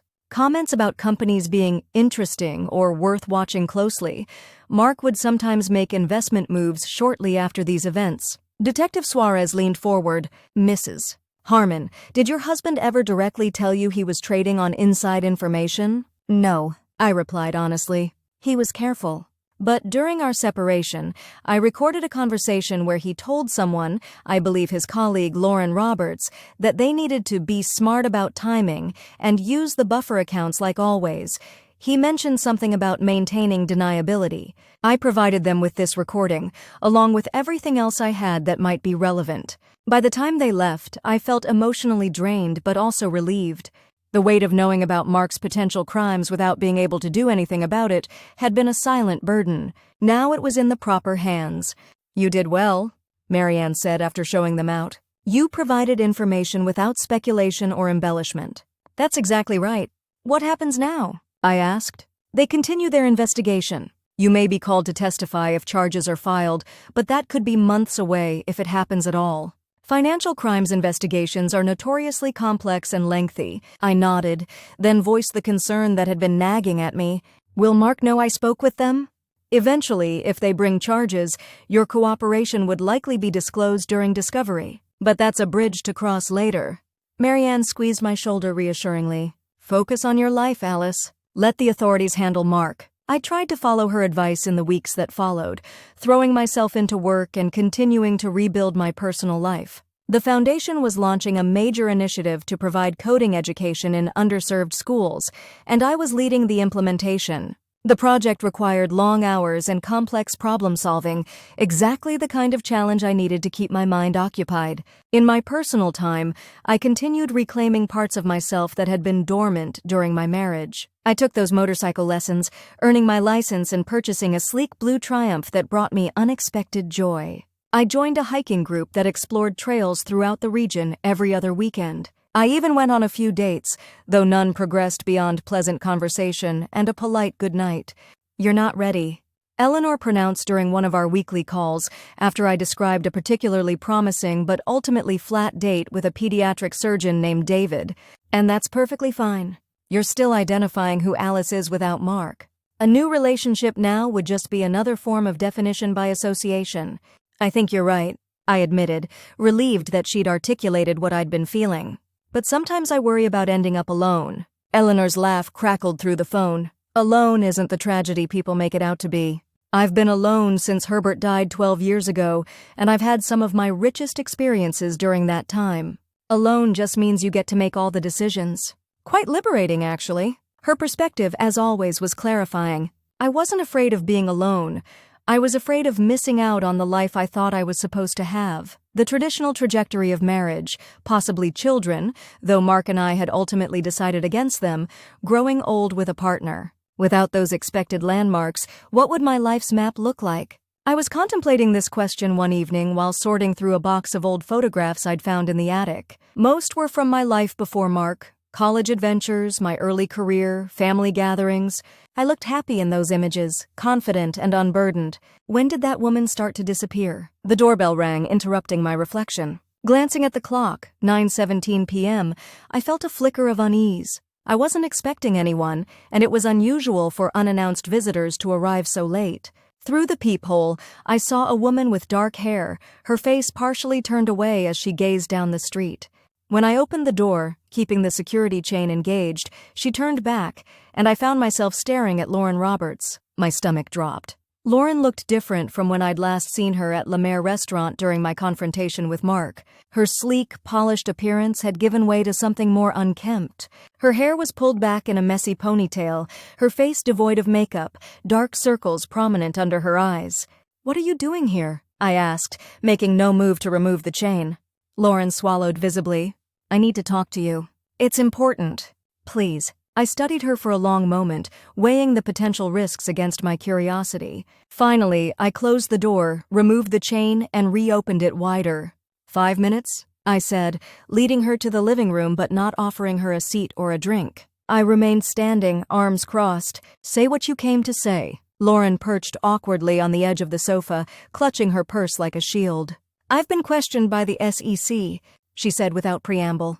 About Alpine, about Mark, about trading practices. They have records, transaction histories, communications. They mentioned your name.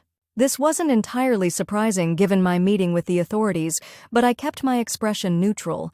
And they think I was helping Mark execute illegal trades, that we were using client information to make investment decisions. Her voice cracked slightly. The thing is, but I didn't always know the information came from clients. Mark would just tell me to execute certain trades, or he'd suggest research directions that always seemed to pay off. I studied her, noting the nervous way she knotted her fingers together. Why are you telling me this? What do you want from me? I'm not sure, she admitted, looking around the room as if seeing it for the first time. My redecorating had erased most traces of Mark, creating a space that was entirely mine. Maybe to explain, to apologize, to understand how you knew. I knew because you texted him while he was in the shower in Cancun, I said flatly. Your message appeared on his phone. After that, it wasn't difficult to find more evidence. Lauren closed her eyes briefly, a grimace of realization crossing her face. God, I remember that text. He was so careful usually, always deleted our conversations right away. But he was distracted in Cancun, nervous about juggling everything. Juggling his wife and his mistress, you mean? The words came out sharper than I intended. Yes. She met my gaze directly for the first time. For what it's worth, I didn't know about the Cancun trip until after he'd already booked it. He told me it was a business trip at first, then admitted it was your anniversary, but said he couldn't bear to spend 3 whole days with just you. That should have been a warning sign. The casual cruelty of Mark's words hit me like a physical blow. I'd suspected something like this, of course, but hearing it confirmed still hurt. 15 years together, and he couldn't bear 3 days in my exclusive company. If you're here for absolution, I don't have any to give, I said, keeping my voice steady despite the churning emotions. You knowingly had an affair with a married man. You helped him betray his wife of 15 years. I know. Lauren looked down at her hands. I'm not asking for forgiveness. I'm here because... She hesitated, seemed to gather her resolve. Because they're building a case against Mark and they want me to testify. In exchange for immunity. This was new information. And you're going to do it? I think I have to. She looked up, her expression a mixture of fear and determination. The evidence they have, it's damning. If I don't cooperate, I could face charges myself. But if I testify? She trailed off. Mark will know you betrayed him. I finished for her. Just as you both betrayed me. Lauren flinched but nodded. He'll be charged regardless. The question is just how strong their case will be. My testimony would make it much stronger. I moved to the window, looking out at the quiet street while I processed this information. The authorities were clearly moving forward with their investigation, gathering witnesses, building a case. And Lauren, faced with her own potential legal jeopardy, was preparing to turn on Mark to save herself. There was a certain poetic justice to it. Mark, who had betrayed me so thoroughly, now facing betrayal from his partner in crime. Why tell me this? I asked, turning back to face her. What does my opinion matter? Lauren shifted uncomfortably. Because you were right. About everything. About Mark using me, about the financial improprieties, about it all ending badly. You saw through him when I couldn't or wouldn't. And because... She hesitated again. Because I'm afraid of what he might do when he finds out I'm testifying. He knows I've been questioned. He's been calling, texting, demanding to know what I told them. Understanding dawned. You're afraid of him. She nodded. When we were together, I only saw the charming side.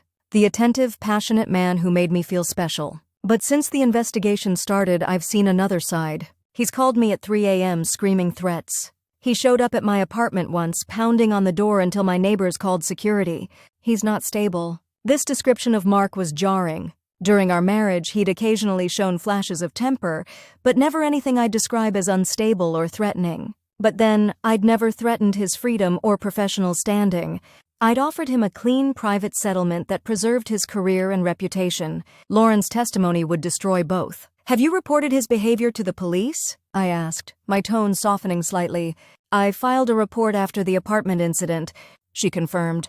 But they said without more evidence of threats there wasn't much they could do. I've started recording our phone conversations, documenting everything. I nodded, understanding the strategy all too well from my own experience.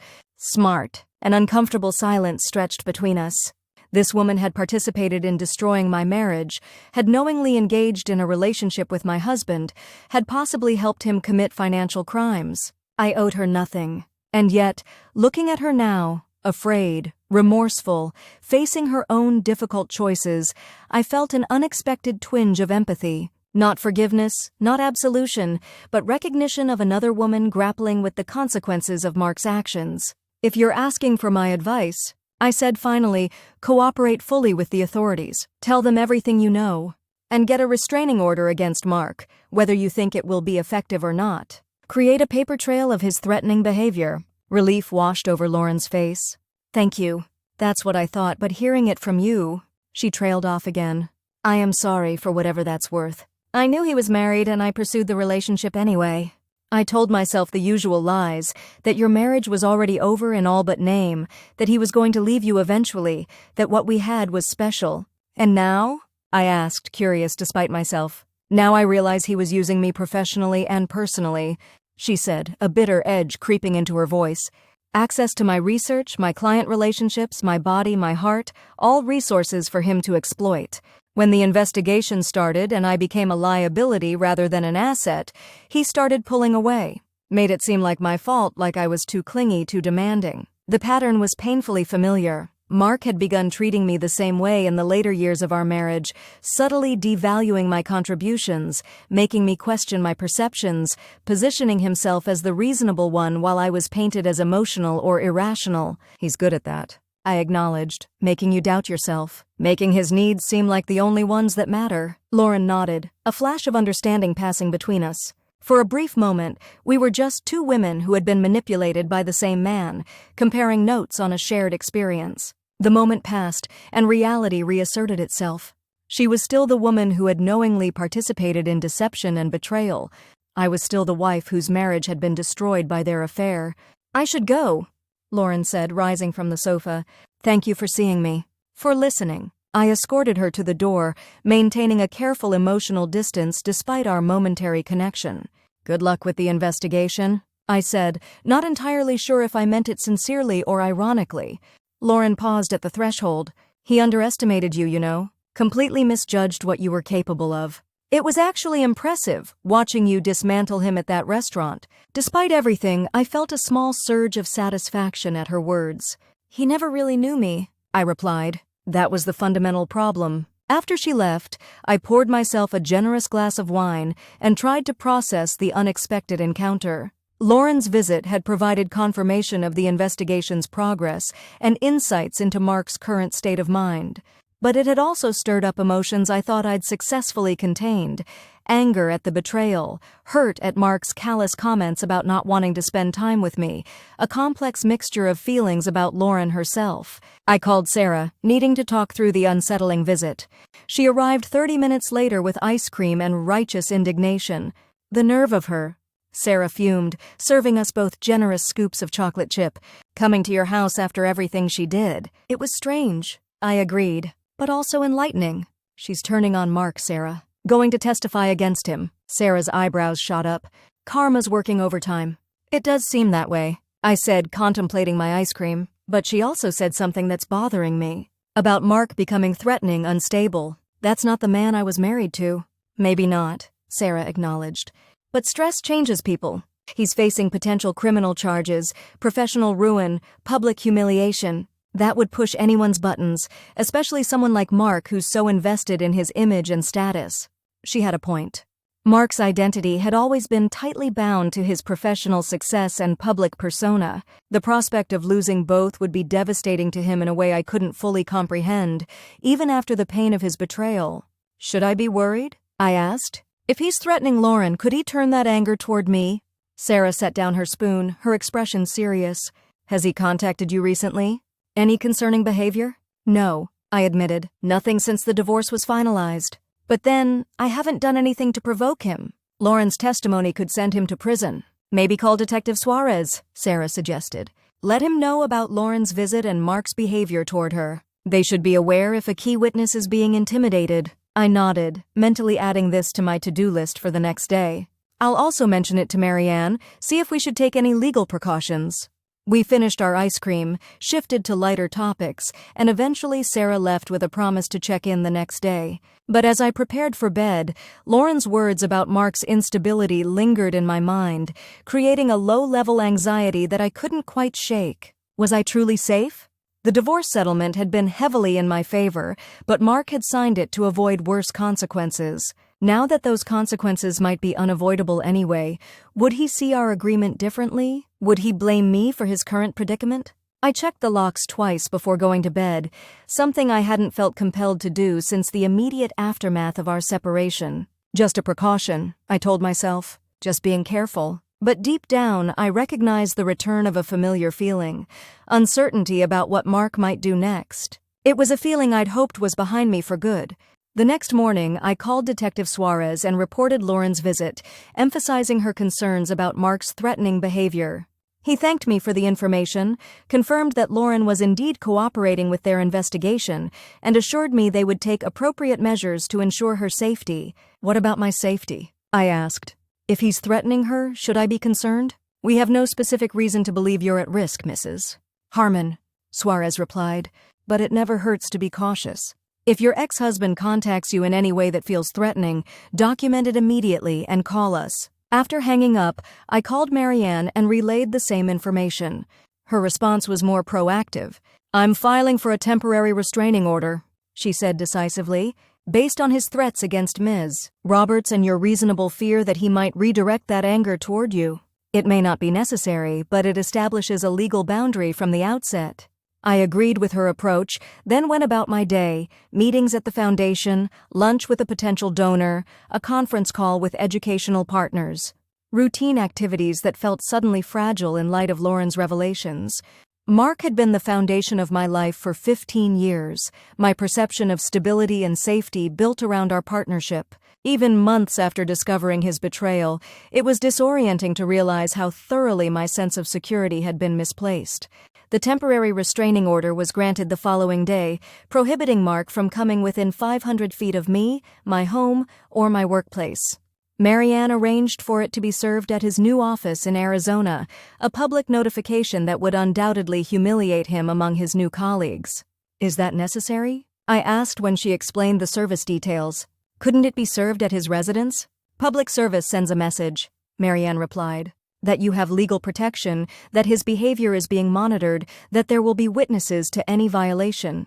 It's strategic, Alice. I accepted her expertise but felt a twinge of unease about the escalation. Not concern for Mark's feelings, he'd forfeited any claim to my consideration, but worry about his potential reaction. If he was indeed becoming unstable, as Lauren suggested, would this public embarrassment push him further toward irrational behavior? I didn't have to wait long for an answer. That evening, my phone rang with Mark's number, the first direct contact since our divorce was finalized.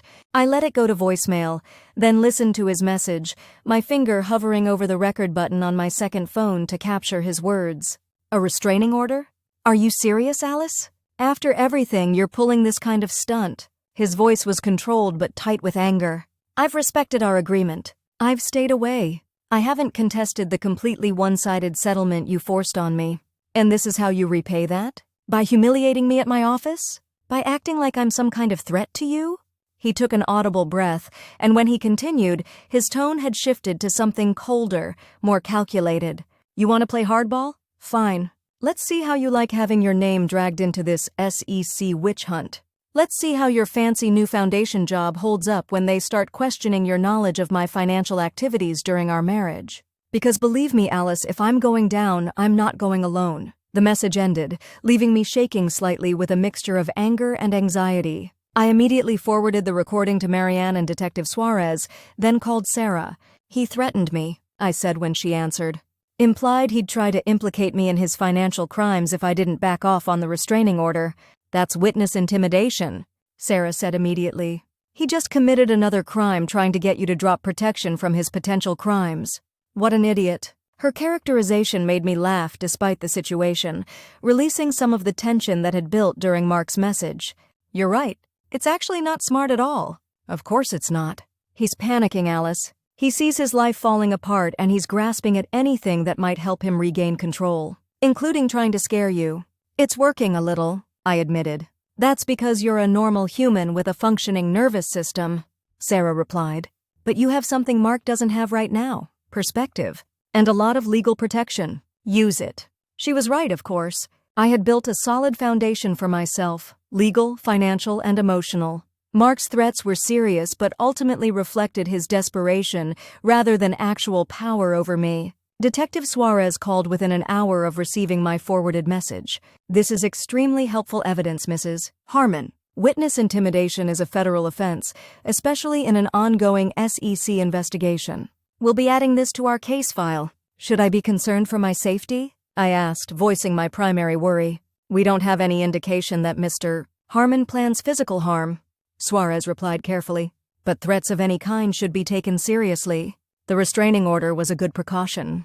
I'd also suggest reviewing your home security, varying your routine when possible, and continuing to document any contact from him. After our call, I followed his advice, installing additional security cameras around my property and setting up a system that would alert me to any unusual activity.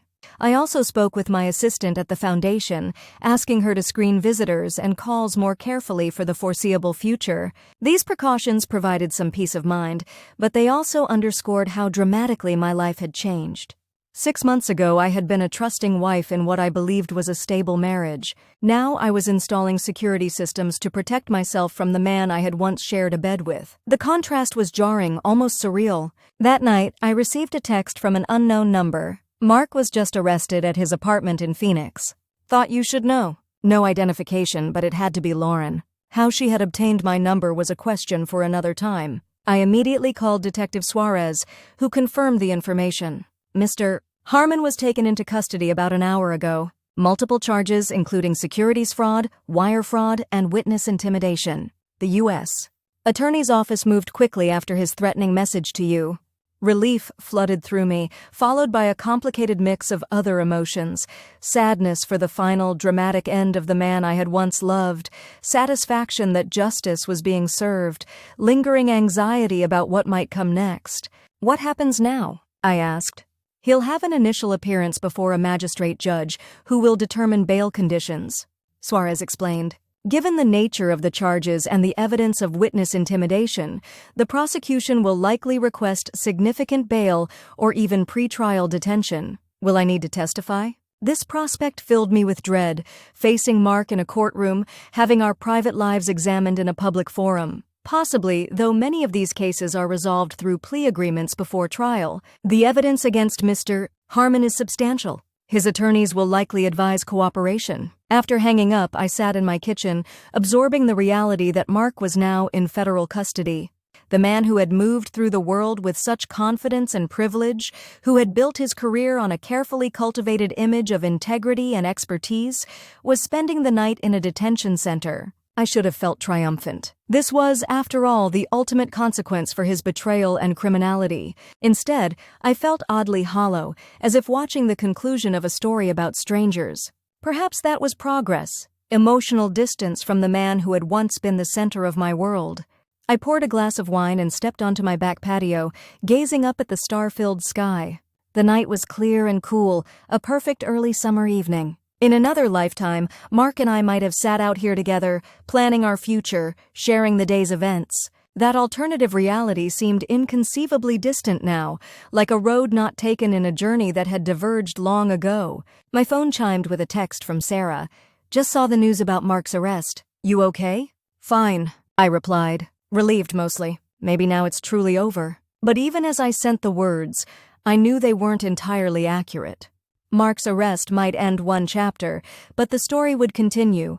Court proceedings, possible trial, media coverage of a financial scandal that would inevitably include mentions of me as the ex-wife who had provided evidence to investigators.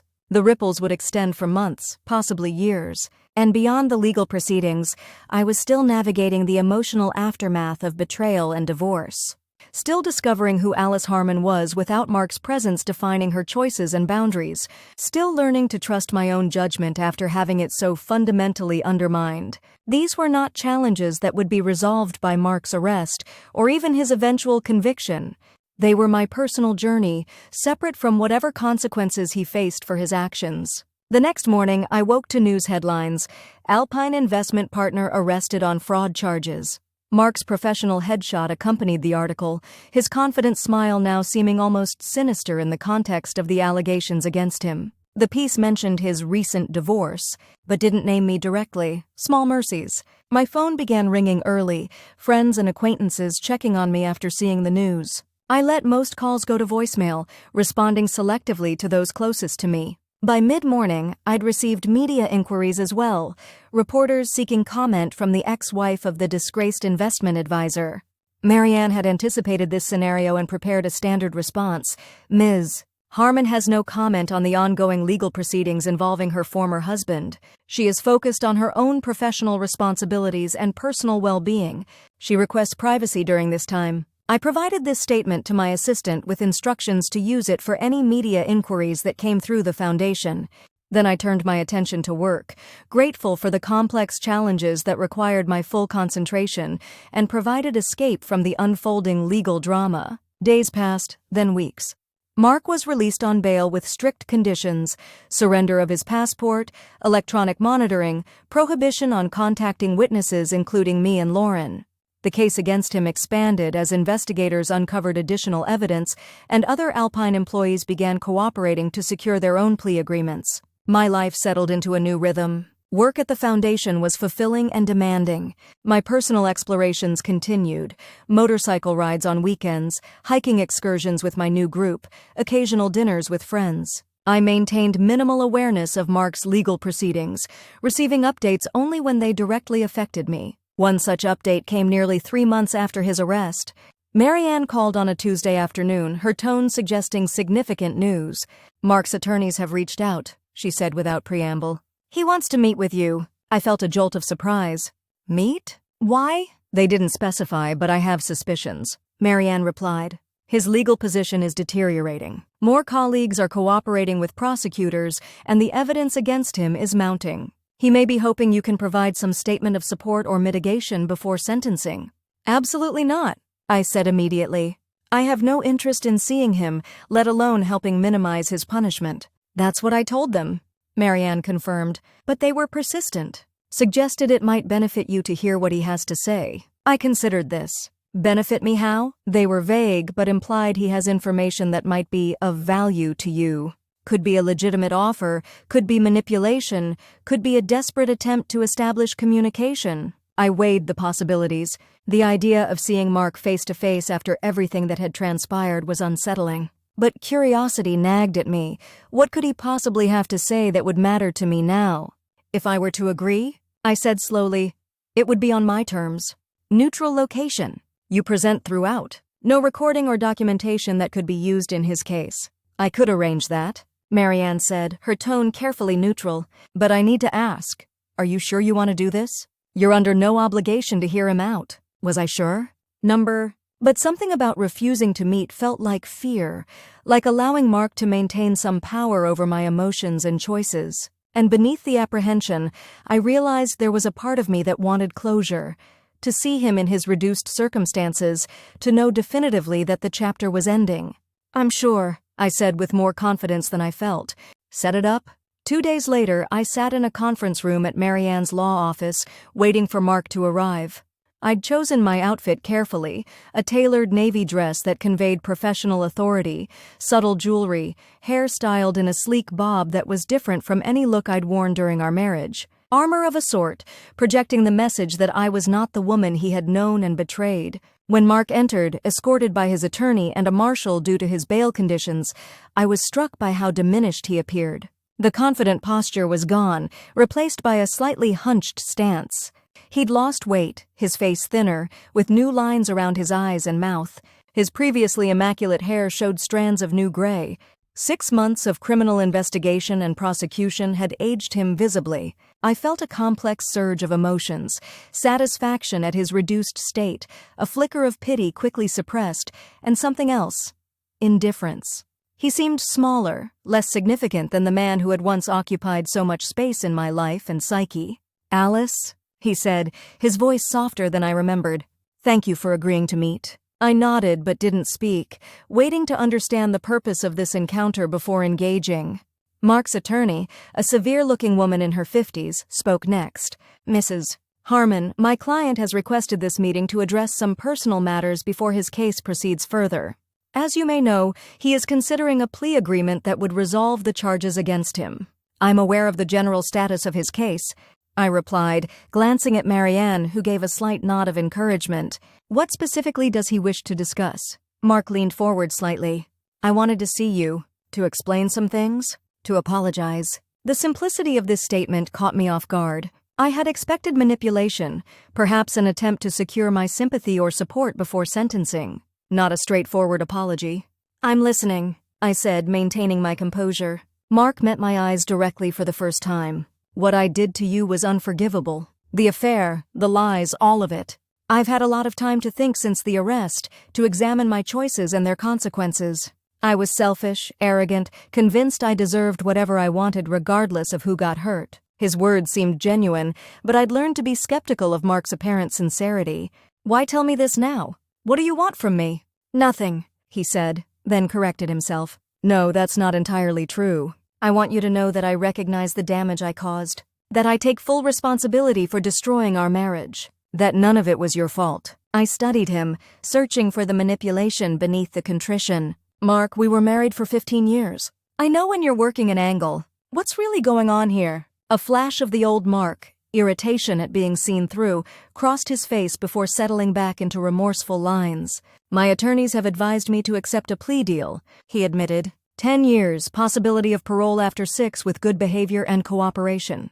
Asset forfeiture, lifetime industry ban. It's significant. So this meeting is what? Pre-sentencing remorse? Checking a box on your journey to redemption? The edge in my voice surprised even me. I thought I'd moved beyond anger, but apparently some still lingered, sharp and ready. "Partly," Mark acknowledged with unexpected honesty. "My therapist suggested making amends where possible before sentencing. But also," he glanced at his attorney, who nodded slightly, "there's something you should know about our finances." This was unexpected. "We've already divided our assets according to the settlement agreement," I reminded him. "And I assume the government will be seizing your portion given the charges." "Not everything was included in the settlement," Mark said, his voice dropping slightly, "or known to the authorities. Yet." Marianne straightened in her chair. "Mr. Harmon, if you're about to confess to additional financial crimes or hidden assets not disclosed during the divorce proceedings, I advise caution. Such admissions could impact your plea agreement and potentially expose you to additional charges." Mark's attorney intervened. "My client is aware of the risks. He's choosing to disclose this information to Mrs. Harmon as a matter of personal conscience, not legal obligation." I looked between them, confusion mixing with curiosity. "What exactly are we talking about here?" Mark took a deep breath. "There's an account in the Cayman Islands, established 7 years ago under a shell company. It contains approximately $4.2 million accumulated from various activities that aren't entirely on the books." My mouth actually fell open. Despite all I'd discovered about Mark's deceptions, this revelation was stunning. $4 million? Hidden offshore? "And you never mentioned this during our divorce?" "I was protecting it," he admitted, "in case everything else fell apart. Which it has." "This is a massive non-disclosure," Marianne said, her tone sharp. "Grounds for reopening the settlement agreement, possibly criminal charges for financial fraud during divorce proceedings." Mark nodded. "I know. That's why I'm telling Alice now. The account information, access codes, everything she needs is in this envelope." He pushed a sealed manila envelope across the table. "I've instructed the bank to expect her call and facilitate full transfer of the funds." I stared at the envelope without touching it. "Why would you do this? The government will seize these funds once they know about them." "They don't know yet," Mark's attorney said carefully, "and they won't learn about it from us. My client is making a personal reparation before his legal situation progresses further." Understanding dawned. "You're hiding assets from the government by giving them to me?" I looked at Mark with disbelief. "That's your angle? Using me to protect money from seizure?" "It's not that simple," Mark insisted. Yes, I'd rather you have the money than the government, but it's also genuine restitution. For the years I lied to you, for the future I took from you, for everything you've had to rebuild on your own. I turned to Marianne. Is this legal? Can I accept this? She considered carefully before responding. The funds aren't currently subject to any freeze order or seizure that we're aware of. There's no explicit prohibition on you accepting them. However, she added with emphasis, if authorities later determine these assets are proceeds of criminal activity, they could potentially be reclaimed through asset forfeiture proceedings. So I could lose them even if I accept, I clarified. Potentially. It would depend on whether prosecutors could prove the specific funds were illegally obtained and whether you had knowledge of their illicit source when accepting them. I looked back at Mark, who was watching me intently. This feels like you're trying to entangle me in your legal problems, to create a situation where I have something to lose if you're fully prosecuted. A ghost of a smile touched his lips. You always were perceptive, Alice. More than I gave you credit for. The smile faded. But it's not just strategy. I meant what I said about making amends. This money rightfully should have been disclosed during our divorce. It should be part of your settlement. I sat back in my chair, weighing the complex ethical and practical considerations. Taking the money felt wrong, possibly illegal, definitely complicated. But refusing it meant potentially leaving millions on the table that could secure my future, fund the causes I cared about, provide complete financial independence. I need time to consider this, I said finally, and to consult with my own financial and legal advisors about the implications. Mark nodded, seemingly unsurprised. The offer stands regardless of your decision about meeting with prosecutors or testifying. It's not contingent on anything, except my willingness to potentially commit a crime, I noted dryly. Accepting funds from your ex-husband isn't a crime, his attorney interjected smoothly. The provenance of those funds is a separate legal question. The meeting concluded shortly after, with me neither accepting nor explicitly rejecting the envelope. Marianne secured it in her office safe until I could make a decision. Mark left with a final glance that contained too many emotions to interpret: regret, calculation, maybe even a trace of the affection we had once shared. When he was gone, I exhaled slowly, processing the unexpected turn of events. Well, that was not what I anticipated. No, Marianne agreed, pouring us both water from a carafe on the conference table. He's making some interesting choices. The question is whether they're motivated by genuine remorse or strategic self-preservation. Or both, I suggested. Mark's always been capable of holding contradictory motivations simultaneously. He could genuinely feel remorse while also trying to protect assets from government seizure. Marianne nodded. The more pressing question is what you want to do about this information. We have several options, none of them perfectly clean. We spent the next hour outlining those options. I could accept the funds, with all the potential legal complications that might entail. I could refuse them, maintaining ethical clarity but potentially losing a significant financial opportunity. I could report the account to authorities, ensuring legal compliance but definitely sacrificing the funds. Or I could find some middle path, perhaps accepting a portion while disclosing the rest. I need to think about this, I said finally. It's not just a financial or legal decision. It's a moral one. About who I want to be moving forward. Take whatever time you need, Marianne advised. The money isn't going anywhere in the immediate future. I left her office with my thoughts in turmoil. The practical part of me recognized the life-changing potential of $4.2 million. Security, opportunity, freedom from financial concerns for the foreseeable future. The ethical part recoiled at accepting funds that were potentially illegally obtained and definitely deliberately hidden during legal proceedings. And beneath these considerations lay a more personal question. Did I want to accept anything from Mark, even as restitution? Did I want this final connection, this thread linking our futures even after everything that had transpired? I called Eleanor that evening, needing her clear-eyed perspective on my dilemma. After explaining the situation, I waited for her response. What an interesting moral puzzle, she said, sounding more intrigued than troubled. A modern version of ill-gotten gains. What does your gut tell you? I considered the question honestly. My gut feeling changes by the minute. Sometimes I think I should take the money and use it for good, donate a significant portion to worthy causes, secure my future, help others. Other times I feel it would be wrong to touch funds that were obtained through deception or illegal activities. Both valid perspectives, Eleanor acknowledged. Perhaps the question isn't just about the money, but about what accepting or refusing it means for your own narrative. The story you're writing about who Alice is after Mark. This framing resonated deeply. That's exactly it. Am I someone who prioritizes practical advantage over ethical clarity?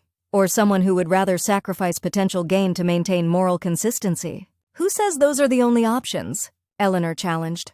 Perhaps there's a third way that honors both your practical needs and ethical standards. We talked for another hour, exploring possibilities and implications. By the end of our conversation, I had the outline of a plan, one that would require careful legal consideration, but felt right in both practical and ethical terms. The next morning, I called Marianne and scheduled a meeting with her and a financial advisor she recommended, who specialized in complex asset situations. Together, we crafted an approach. I would accept the funds from the Cayman account but immediately place them in a transparent trust with specific parameters. The trust would have 3 purposes. 1/3 of the funds would be set aside in a segregated account, untouched, in case of future legal claims or asset forfeiture proceedings. 1/3 would establish a foundation for supporting survivors of financial abuse and fraud, helping those whose lives had been derailed by the very kinds of activities that had generated the money. And 1/3 would provide for my own financial security, with the stipulation that if legal issues arose with the source funds, I would repay this portion from my existing assets. This structure provides both ethical use of the funds and practical protection, the financial advisor explained. It acknowledges the potentially problematic source while creating positive impact and reasonable security for you. Marianne reviewed the legal implications. There are still risks, she cautioned. But this approach demonstrates good faith and responsible stewardship of the assets, which would be favorable factors if questions ever arise. With our plan established, I authorized Marianne to contact Mark's attorney. I would accept the Cayman account information and transfer the funds, but with my terms and intended use clearly documented. If Mark was genuinely offering restitution, he would accept these conditions. If he had ulterior motives, this would likely flush them out. His response came the next day, simple acceptance of my terms without argument or conditions. This itself was telling. The Mark I had been married to would have tried to control how I used such funds. His unconditional agreement suggested either dramatic personal change or merely pragmatic recognition that he had no leverage to negotiate. Within a week, the transfer was complete. The offshore account now emptied into the newly established trust, with legal structures and safeguards in place. I felt a curious mix of emotions as I signed the final documents, not the elation one might expect when suddenly receiving millions, but a solemn sense of responsibility. This money, whatever its source, would now serve purposes that aligned with my values and priorities. As these financial matters were being settled, Mark's criminal case continued toward its conclusion. He accepted the plea agreement as expected, 10 years with possibility of earlier parole, asset forfeiture, industry ban, and various financial penalties. The sentencing hearing was scheduled for 2 months later, time for both prosecution and defense to prepare their arguments about specific terms within the agreed framework. I received a formal notice as a potential witness, though Marianne indicated that actual testimony was unlikely given the plea agreement. Still, I prepared myself for the possibility of facing Mark in court, of having our private pain examined in a public forum. The weeks leading up to sentencing passed in a blur of activity. The foundation was expanding its programming, requiring more of my attention and energy. I finalized the structure of my new charitable organization, named simply the Restoration Trust, and began assembling a board of directors with relevant expertise. I continued my personal explorations, a weekend motorcycle trip through coastal towns, a cooking class I'd always wanted to take, dinner with a colleague that evolved into something that might become more than friendship. Life was moving forward, developing textures and dimensions that had nothing to do with Mark or our shared past. The pain hadn't disappeared entirely. I still had moments of anger or sadness when memories surfaced unexpectedly, but these episodes were less frequent, less overwhelming.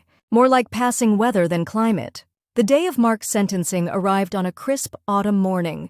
I hadn't planned to attend, had told myself it wasn't necessary, that watching Mark receive his punishment wouldn't change anything meaningful about my own journey. But as the date approached, I recognized a need for this particular form of closure, to witness the formal end of the chapter that had begun with a text message in Cancun.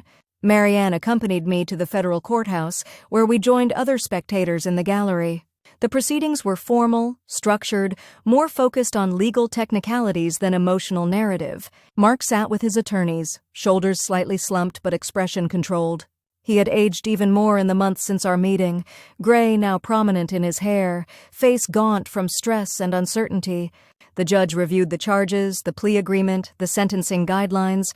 The prosecution emphasized the systematic nature of Mark's offenses, the breach of fiduciary duty to clients, the calculated deception over many years.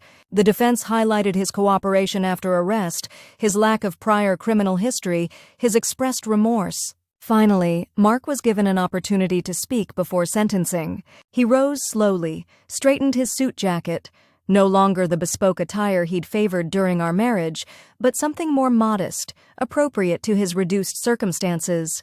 "Your Honor," he began, his voice steady but subdued, "I stand before you having betrayed every principle I claimed to uphold throughout my professional career. I violated my client's trust, my colleagues' trust, and most devastatingly, my wife's trust. There is no excuse or justification for my actions, only acknowledgement of their terrible impact on others." He continued for several minutes, outlining his acceptance of responsibility, his recognition of the harm caused, his commitment to making whatever amends were possible within the constraints of his sentence. It was a well-crafted statement, neither overly emotional nor obviously calculated, the product no doubt of careful preparation with his attorneys and perhaps therapist. What struck me most was how remote it felt from my personal experience. The man speaking could have been a character in a film, his wrongdoing and punishment something observed rather than lived. The emotional connection that had once bound us so tightly had truly severed, leaving only detached observation in its place. The judge delivered the expected sentence, 120 months in federal prison, with eligibility for parole after 72 months contingent on good behavior and continued cooperation. Additional financial penalties, lifetime prohibition from working in financial services, recognition of assets already forfeited or seized.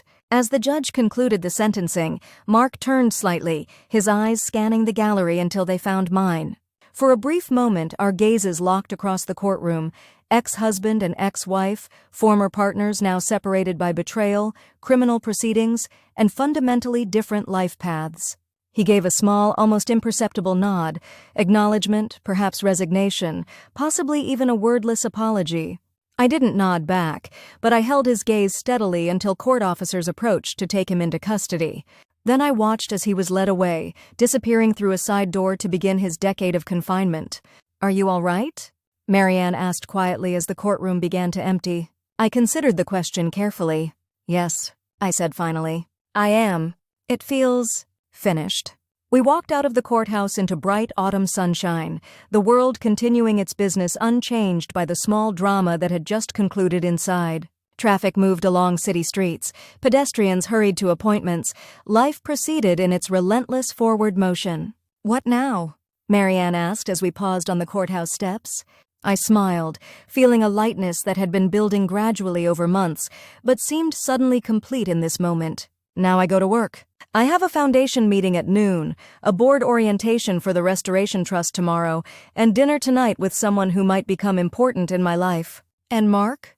she asked, clearly checking whether any emotional loose ends remained. "Mark has his path and I have mine," I said simply. "His leads to a federal prison cell. Mine leads wherever I choose to go next." As we parted ways on the courthouse plaza, I felt a profound sense of completion. Not because justice had been served, though it had, but because I had reclaimed the narrative of my own life. Mark's betrayal in Cancun had been a devastating plot twist, but it wasn't the end of my story. Just the beginning of a new chapter I was writing for myself, one careful choice at a time. 6 months after Mark's sentencing, I stood on a beach in Puerto Vallarta, watching a spectacular sunset paint the sky in shades of orange and gold. Beside me, David, the pediatric surgeon I'd started dating 3 months earlier, pointed out a pod of dolphins surfacing briefly offshore. "Beautiful," I murmured, meaning both the sunset and the dolphins, the entire moment of perfect contentment. "Like you," David replied with a smile that still made my heart skip slightly. He was different from Mark in almost every way, thoughtful where Mark had been calculating, genuinely interested in others where Mark had been self-absorbed, comfortable with vulnerability where Mark had demanded control. Our relationship was still new, still developing, but it felt healthy and balanced in ways my marriage never had. We maintained our separate homes, our independent lives and friendships, while creating space to grow together at a pace that felt right for both of us. The Restoration Trust was flourishing, providing support and resources to survivors of financial abuse. The foundation work continued to challenge and fulfill me. My motorcycle now had several thousand miles on it, evidence of weekend explorations and the freedom I'd claimed for myself. The house had been completely renovated, every room reimagined to reflect my tastes and preferences alone. Mark remained in federal prison, our only connection now the occasional updates from Marianne when legal matters required my awareness. I hadn't visited, hadn't written, hadn't engaged in any direct communication since his sentencing, not from anger or bitterness, but from the simple recognition that our paths had definitively diverged. Lauren had moved to Chicago after testifying against Mark, according to a brief email she'd sent me before leaving. Starting over completely? She'd written, "Thank you for showing me it can be done." I'd wished her well and meant it, our strange connection acknowledged and then gently closed. Eleanor remained a treasured friend and mentor, our weekly calls continuing despite the resolution of the crisis that had brought us together. Sarah and Claire were still my rocks, the constants who had seen me through darkness into light. And I had new friendships too, relationships formed without the shadow of my marriage influencing their development. "Penny for your thoughts?" David said, echoing without knowing it the question Mark had asked that evening in Cancun when my world was silently imploding. This time, my answer was completely different. "I'm thinking that I'm exactly where I'm supposed to be," I replied, taking his hand as we began walking back along the beach toward our hotel. "And that happiness finds us when we're brave enough to rebuild after devastation." He squeezed my hand, understanding without needing the full context. David knew the broad outlines of my divorce and Mark's criminal case. It had been in the news after all, but not the intimate details of betrayal and revenge. Those belonged to a chapter already closed, informing but not defining my present or future. As we reached the hotel, I paused for one last look at the horizon, where the final glow of sunset was fading into nightfall. I thought briefly of that other beach in Cancun, where I had sat maintaining the facade of a happy wife while internally planning the methodical dissolution of my marriage. The contrast between that moment and this one was stark, from deception to authenticity, from ending to beginning. "Ready?" David asked, gesturing toward the warmly lit hotel entrance. I smiled, turning away from the darkening ocean.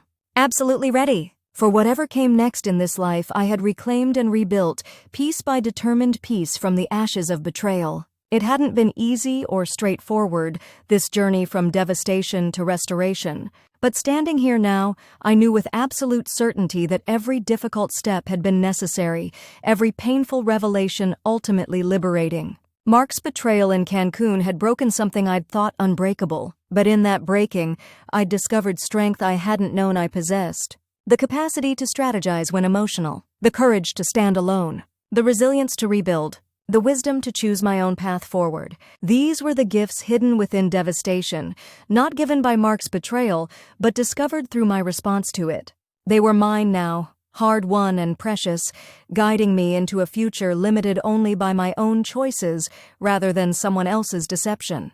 As David and I walked hand in hand into the warm light of the hotel, I felt the final weight of the past lift from my shoulders.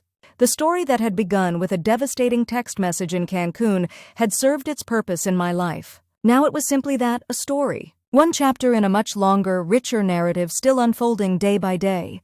My narrative, my choices, my life, reclaimed, restored, and finally completely my own.